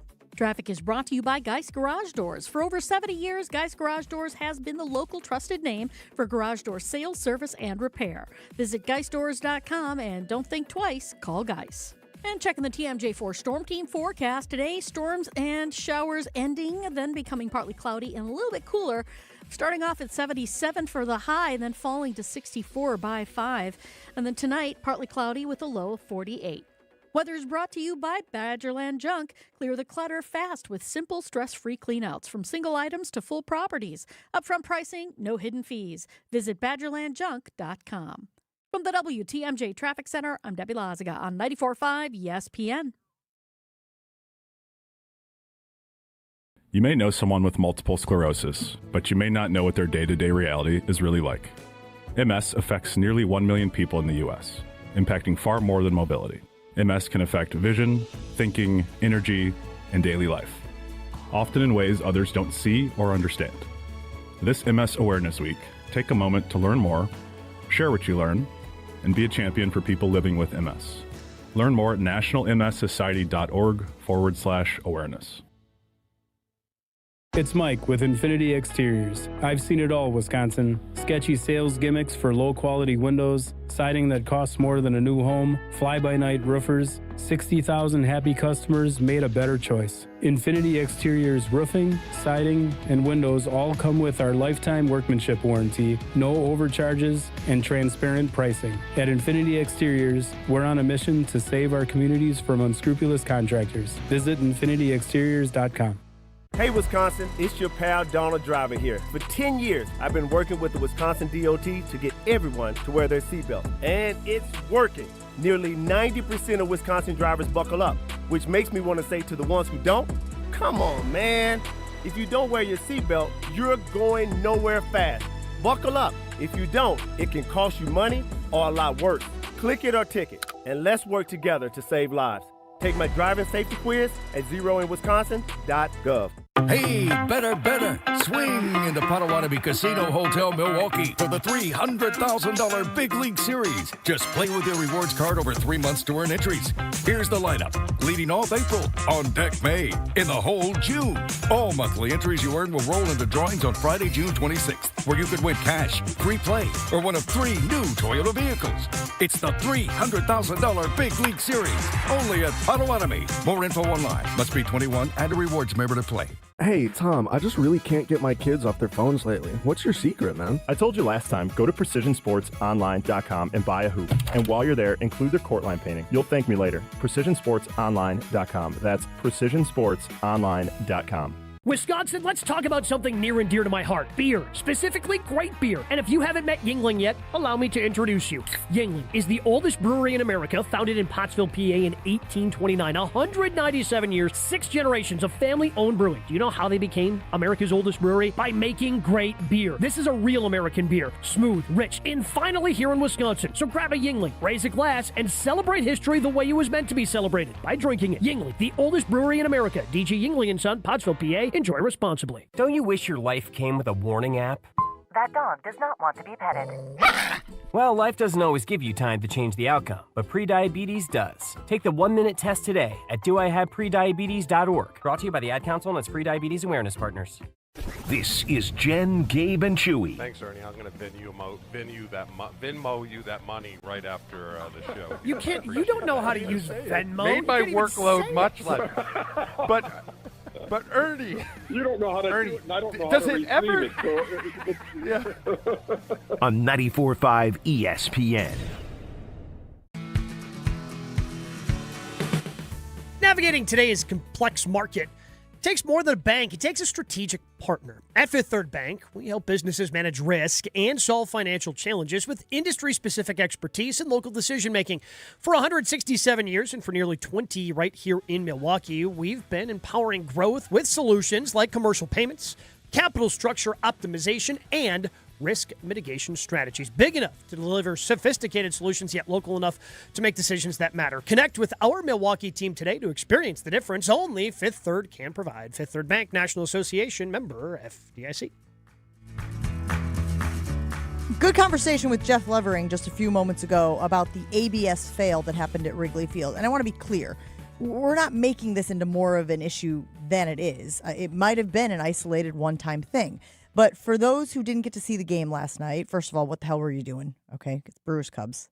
Let's get on this thing. The ABS system had a malfunction in the second inning of the game. William Contreras challenged a ball call against Conforto.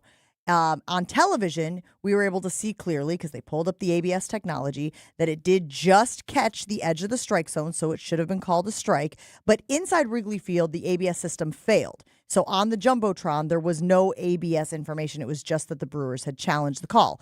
Apparently, protocol is that the umpire then has to have the call stand as is because he doesn't have the ABS system to fall back on. We asked Jeff Levering, why can't somebody just get in his ear and be like, hey, the in-game system isn't working, but that was actually a strike. He did reference transparency. And Gabe, you had a question about numbers, right? Because it's 40,000 people at Wrigley Field who don't get to see it, but how many people are watching at home and did get to see the ABS call? Yeah, and I don't know how many people on the, what is it, marquee that has the Cubs broadcasts, if they were able to show it. It seems like that's not like the spirit of what this thing is about. Just because ABS wasn't having the issue. ABS was able to be shown. It was more of a scoreboard malfunction than, ABS isn't working or ABS didn't catch that pitch, whatever. It was more of a scoreboard. It just didn't load for whatever reason onto the scoreboard that they have at Wrigley Field. And, I just can't imagine. And look, this ended up not hurting the Brewers at all. Sproat came back, struck the guy out, not a big deal.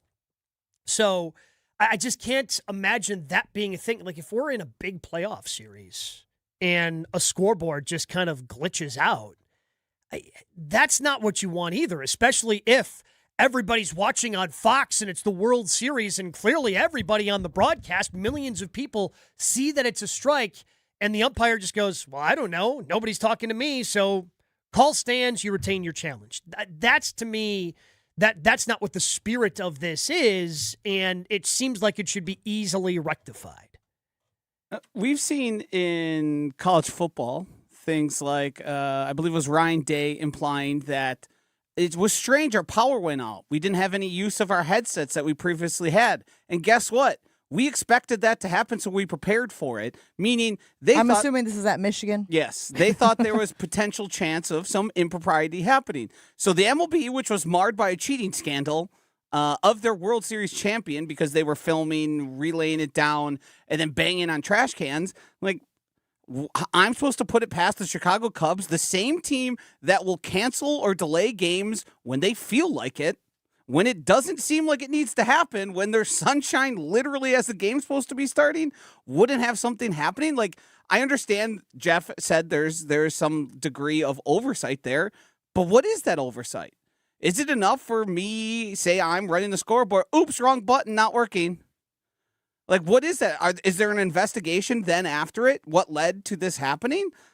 It didn't matter, and it wasn't necessarily a huge point in the game, but it's a good time to try it if you're going to try and sneak some strike calls, some ABS challenges by. I mean, yeah, the scoreboard's going to buffer from time to time. Right. Whose laptop and computer stuff doesn't? Well, so, you got to have a backup plan if the ABS system itself is working. That's something that you said when we were having this conversation earlier today, which was because the league has put such a premium on how quickly these games move. They don't want it to be delayed.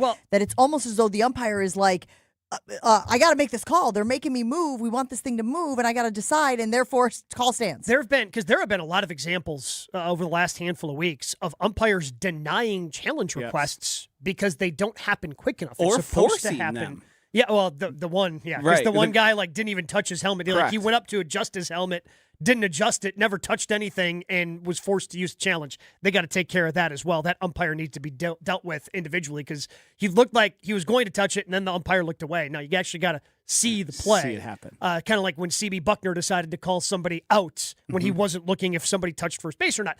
But there just has to be a way because, yes, I know the umpire wants this thing to move. Yes, I know Major League Baseball wants this thing to move, and the reason why everybody agreed to it is because it does happen so fast. It does happen so quick. It's supposed to be instantaneous.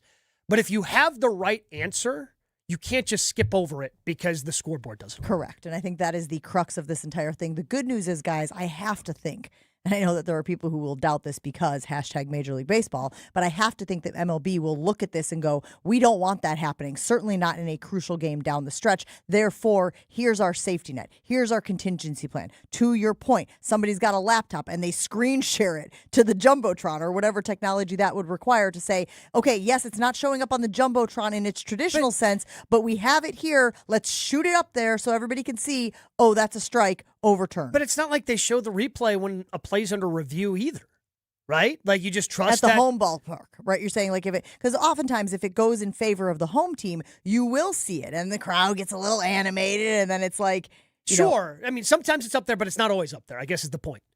And you just trust that, okay, I can't really see it here, even though I'm at the ballpark. New York's going to have this. New York's going to deal with this the right way. There just has to be, okay, New York can deal with this because there's somebody assigned to the game.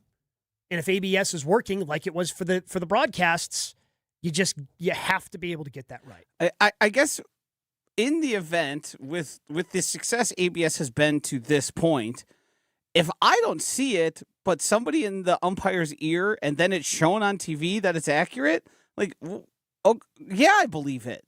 Like, I don't think they're making up ball and strike calls without having the evidence of the actual functioning process of ABS. Because what the beauty of these challenges are versus, and again, like baseball loves call stands. Like it's got to be undisputed.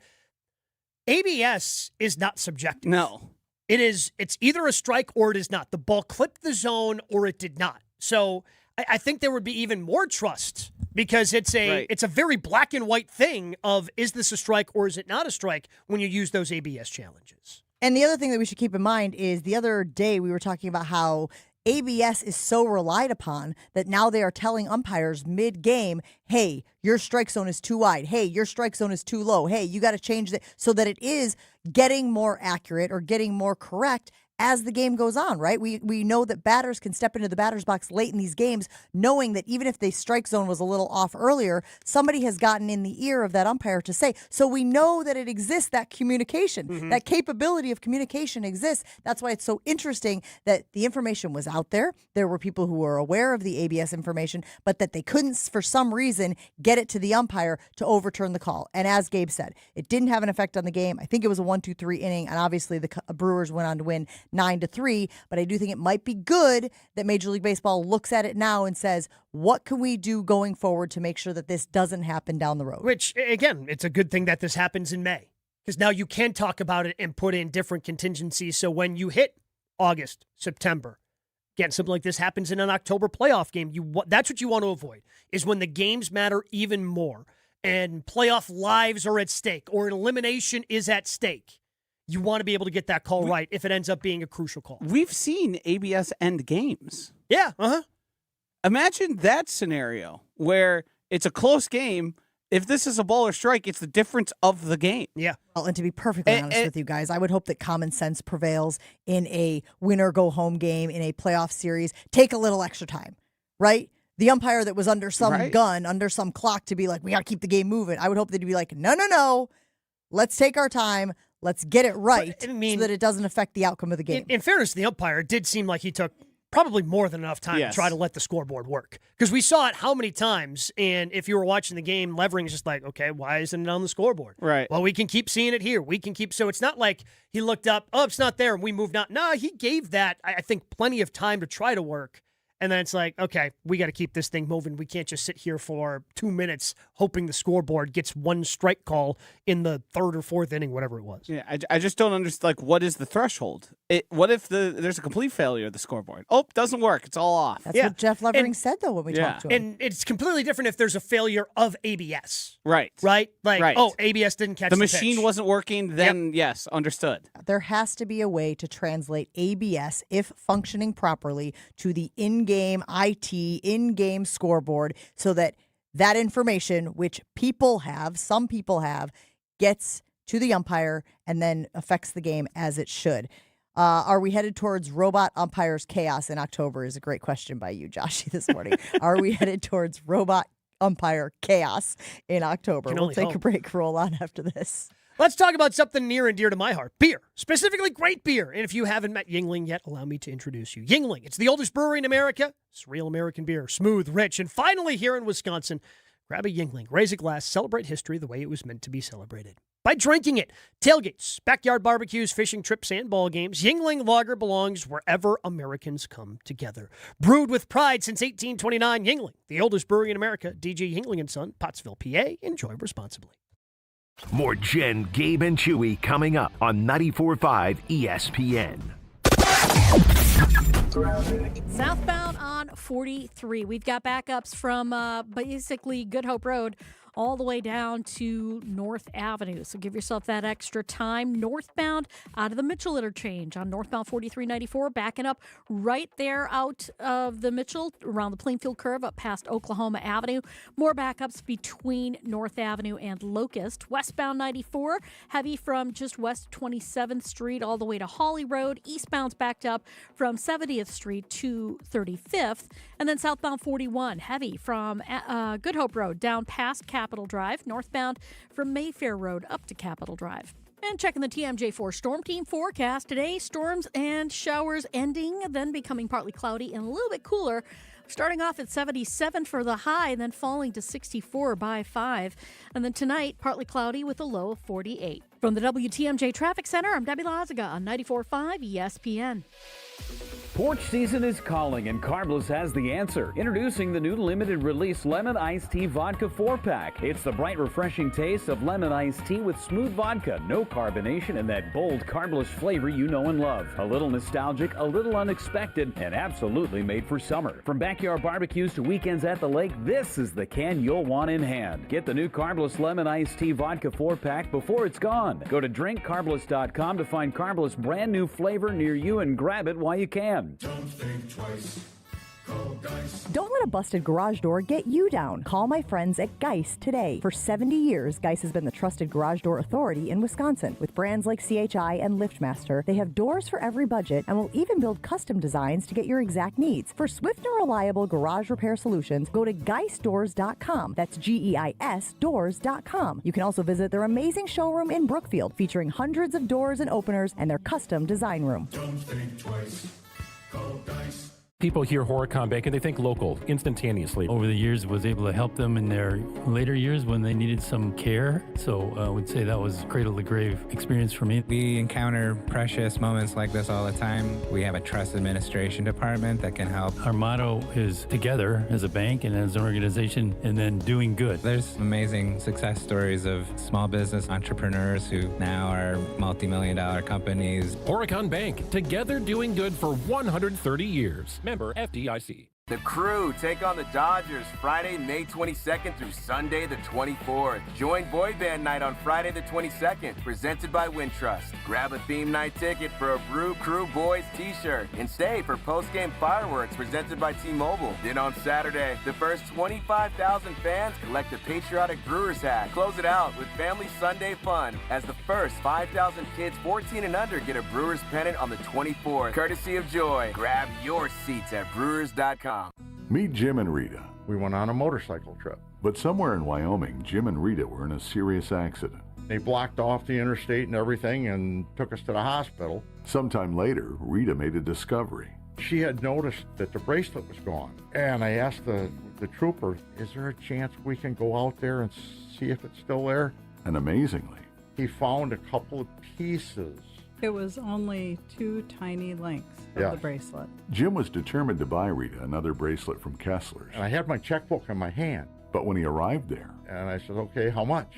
And she says, that's part of our warranty. Jim and Rita discovered the Kessler's miraculous no small print warranty. It's just amazing that you guys do this. And it's true. If you bought it at Kessler's, it's guaranteed. It's just that simple. It surely is miraculous. Read the Kessler's miraculous no small print warranty yourself at Kessler'sDiamonds.com. This is Jen, Gabe, and Chewy. If it's gotten to the I point, don't think shower. What do you mean? What do you mean you're not going to take a shower?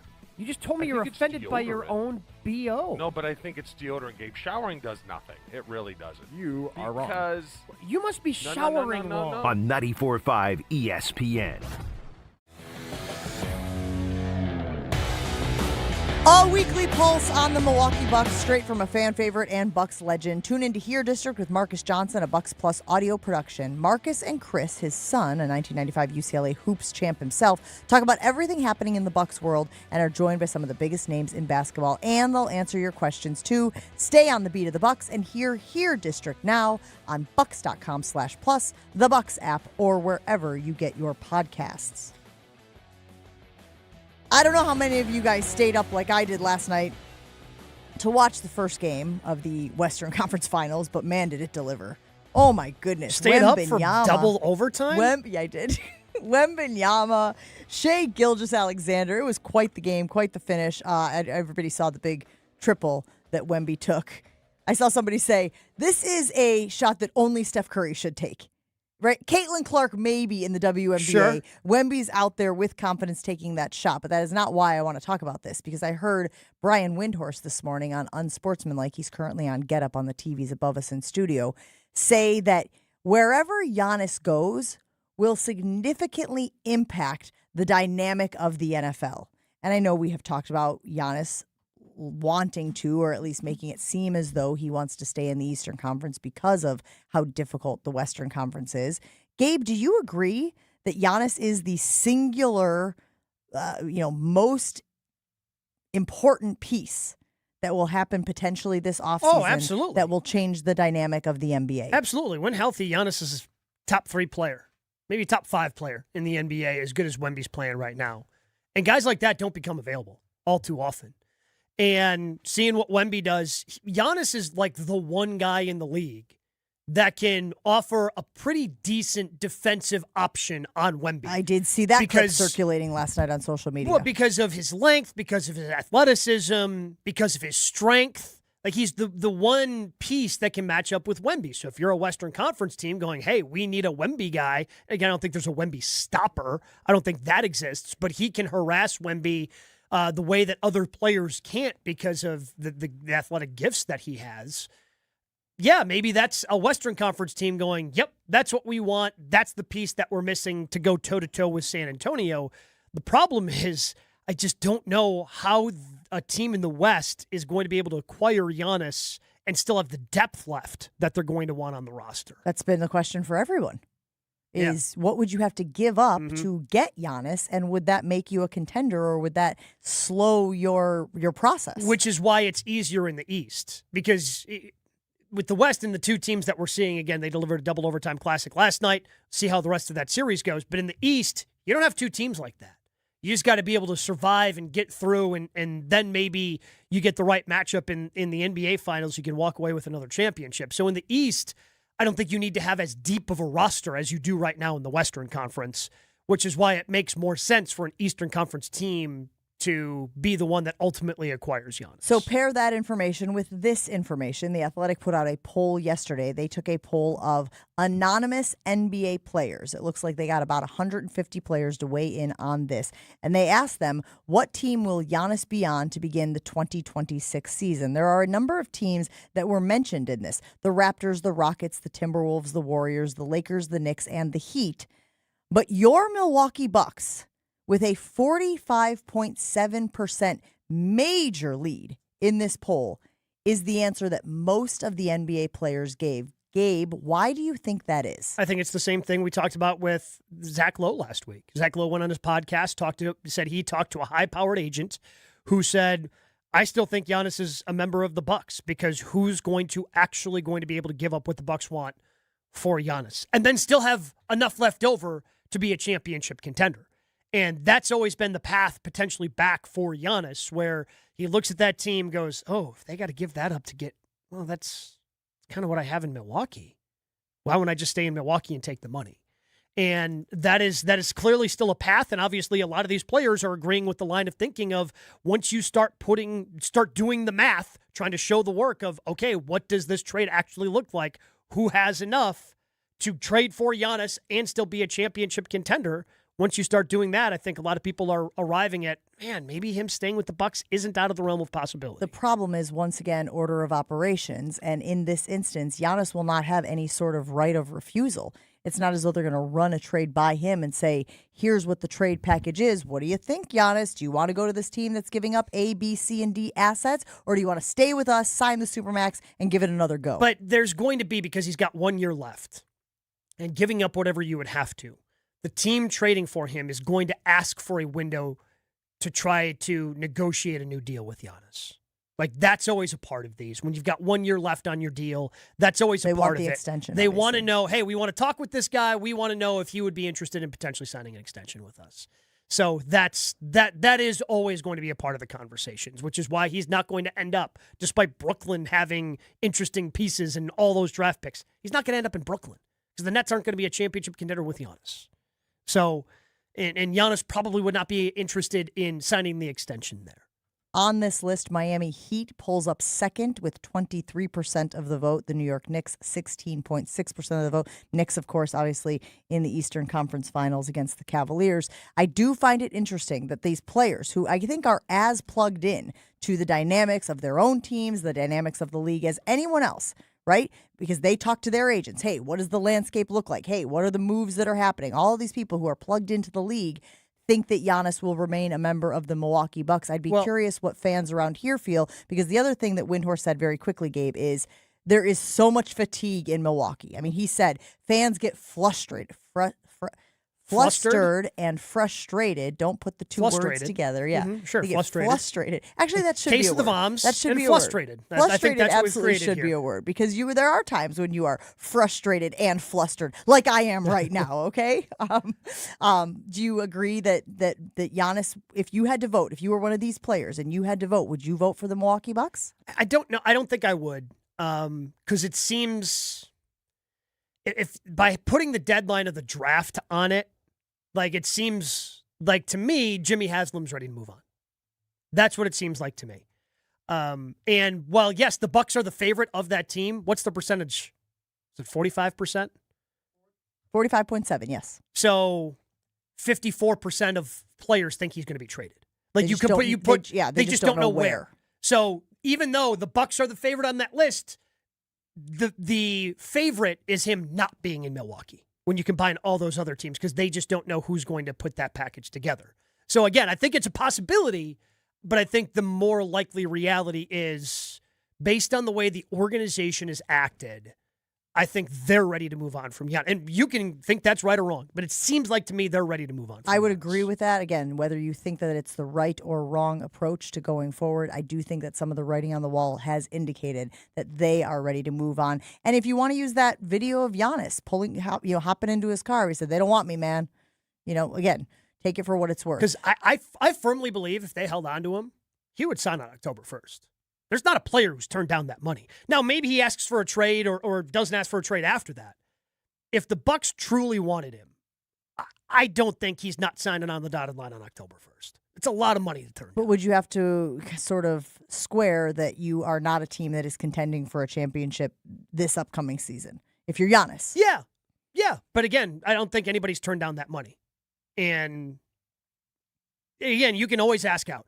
That's always a card that you can play in the NBA. You could sign that and then ask out 6 months later, a year later, whatever.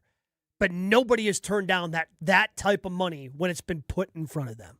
For whatever it's worth, guys, the NBA draft in 36 days, just over a month away from the NBA draft, and hopefully some clarity on the nonsense we've been following for the last 2 years. Joshy? There comes a point where you know it's time to do something for yourself. I wanted real goals, real change, and I decided 2026 is the year I look and feel my best. I'm Josh DiMaggio, and I'm on that journey with Milwaukee Weight Loss. From the first consultation, their team really listened and built a customized plan around me and my goals. I'm down more than 35 pounds at this point, down a couple pant sizes, and I'm feeling my best for summer. Many have found success and real results, continue to have amazing reviews from real people who have gone through this same program. This program is different. No intense workouts, prepackaged meals, bars, shakes, drugs, surgery, injections, just a proven metabolic reset. Many patients lose up to a pound of fat a day. Some people lose 20 to 30 pounds in just a month or two. Milwaukee Weight Loss has already helped thousands of people change their lives. There's no better time than now to take control and start feeling confident again. Schedule a free consultation at 262-235-3980. That's 262-235-3980, or visit MilwaukeeWeightLoss.com. Milwaukee Weight Loss, the time is now. Jen, Gabe, and Chewy are back after this on 94.5 ESPN. With Wildy and Tausch, you won't miss a play. Yeah, coaching matters a lot, and we've fallen short. Those are the facts. Matt LaFleur's on the clock, man. And I know he got an extension, but I'll say this. If they revert and don't get better, you're evaluated on your results. Presented by Pella Windows and Doors of Wisconsin. Everybody knows, it's championship or bust. That is what Green Bay is. And unfortunately, we've had 15 years of bust. Weekdays from 9 to noon on 94.5 ESPN. ESPN Milwaukee's YouTube channel and the ESPN Wisconsin app. Some nights, you don't want a 4-course meal, you want a martini and maybe some fries. Girl Dinner at the Bar at St. Kate the Arts Hotel gets it. Every day from 4 until close, pull up a stool and enjoy a crisp Caesar salad, golden French fries with garlic aioli and ketchup, and one of St. Kate's signature martinis. Your call. No reservations required. You can learn more at stkatearts.com, stkatearts.com. Hey, it's Gabe Neitzel from ESPN Milwaukee's Jen, Gabe, and Chewy, and we know the best place to watch a Brewers game is at the ballpark, but the second best place on earth to watch a Brewers game is X-Golf in Brookfield or X-Golf in Mequon all season long. During Brewers games, whether it's during the day, whether it's at night, you get 50% off your sim time. They have $2 Miller Lite taps and have club-level Brewers ticket giveaways all season long. Don't miss out at X-Golf in Brookfield and X-Golf in Mequon. It's the second best place on earth to watch a Brewers game. Navigating today's complex market takes more than a bank. It takes a strategic partner. Fifth Third Bank helps businesses manage risk and solve financial challenges with industry-specific expertise and local decision-making. With 167 years of experience and nearly 20 years serving Milwaukee, Fifth Third delivers solutions like commercial payments, capital structure optimization, and risk mitigation. Big enough for sophisticated solutions, local enough to make decisions that matter. Connect with the Fifth Third Milwaukee team today. Fifth Third Bank, National Association, member FDIC. May is here, which means your house is officially done hiding under snow, and now you can see everything it needs. Good news, Exterior Pros and Baths is here to help. Upgrade to energy-efficient windows, durable roofing, new siding, or a beautiful bath remodel, and get $3,000 off your project. Think of it as spring cleaning, but way more impressive. That's $3,000 in instant savings during our May savings event, but it won't last long. Call 262-800-4274 or visit extpros.com today. Exterior Pros and Baths. Big savings done right. The NFL schedule dropped, and it's time to settle up. There's road trips to plan, hotels to book, tickets to split, tailgates to cover, and scores to settle. All the things for the season. But now, when you send $10 or more to a friend with PayPal by May 28th, you can win 2 tickets to every home game of your favorite team. Yep, the entire season. Visit paypal.com/P2P sweeps. No purchase is necessary. See websites for details, including how to enter by mail. Brought to you by PayPal, official peer-to-peer payment sponsor of the NFL. This is the story of the one. As a procurement manager for a hospital system, she keeps every facility in her network stocked and ready. That's why she counts on Grainger to be her single source for thousands of products, from disinfectants to lighting, air filters, and more. And with fast, dependable delivery, Grainger helps her keep every facility stocked, safe, and running smoothly. Call 1-800-GRAINGER, click Grainger.com, or just stop by. Grainger, for the ones who get it done. Why DIY your frozen pizza toppings when Screamin' Sicilian already went over the top for you? We're talking whole milk mozzarella, heaps of premium meats, a mountain of veggies. Screamin' Sicilian is frozen pizza stacked, no add-ons needed. Mamma mia! Screamin' Sicilian, so loaded with toppings, it's almost cheating. Find Screamin' Sicilian in your local grocer's freezer section and taste what all the screamin' is about. You're listening to Jen, Gabe, and Chewy. Any of those things because it exceeds. It's like. I'm sorry, I'm burping up my apple right there. That's what that was. I wasn't pausing for effect. I literally was burping All my right, apple. can we just go to break? No. On 94.5 ESPN.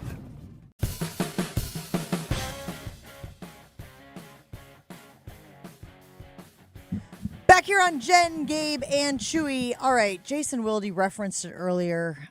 I didn't know if it was out there in the ether, but since it is, Chewy's out today because he's got an eye, right? I'm using the NFL vernacular, right? Or the hockey vernacular, whatever. No, hockey is upper body, lower body. Lower body. Yeah, so he's got an upper body, but he's got an eye. Do we have any idea what happened to the big guy? No. He's just... No idea. So, Joshy, the information that we got was that his eye was swollen shut.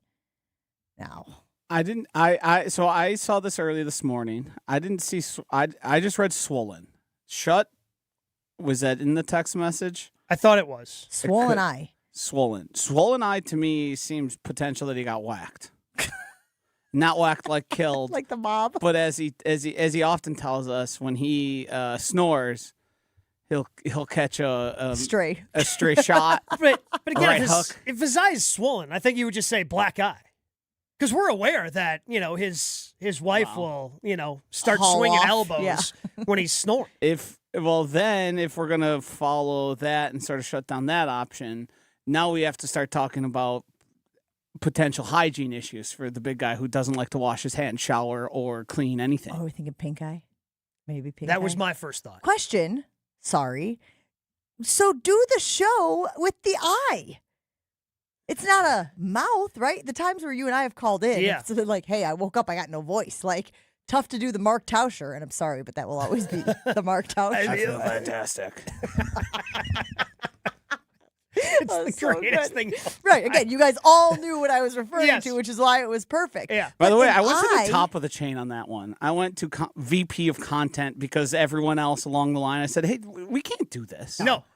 You can't. We're supposed to hear his voice. I will That's say the this: point. it was must-listen radio because I was like, "How bad is this going to get? This is a 3-hour show, for goodness' sake." Yeah, he wouldn't have had a voice by the end of it. B, you don't want to listen to that for 3 hours. But Chewy could have talked with a swollen eye, right? I mean, throw a patch on. Wait, so are you patch? Do you keep an eye patch in your house? No, but you can do a little bandage action, right? With a little tape and a little bandage. Then don't go on the stream. We could have put up the fancy picture of him shirtless, and that could have been his avatar today. If you wake up with your eye swollen shut, do not spend 2 hours on this radio program. Go figure out how to get it fixed. Yeah, that's what I'm about. Or is Jen suggesting this is just he couldn't use the Works Pizza again? So this was just what he came up with today. Because he just wasn't feeling it? We might need to start a list in the old Gabe computer. Works Pizza, swollen eye. Jen, Gabe, and Chewy is done. Wilde and Tausch is up next on 94.5 ESPN More. Southbound 43, a heavy ride from just south of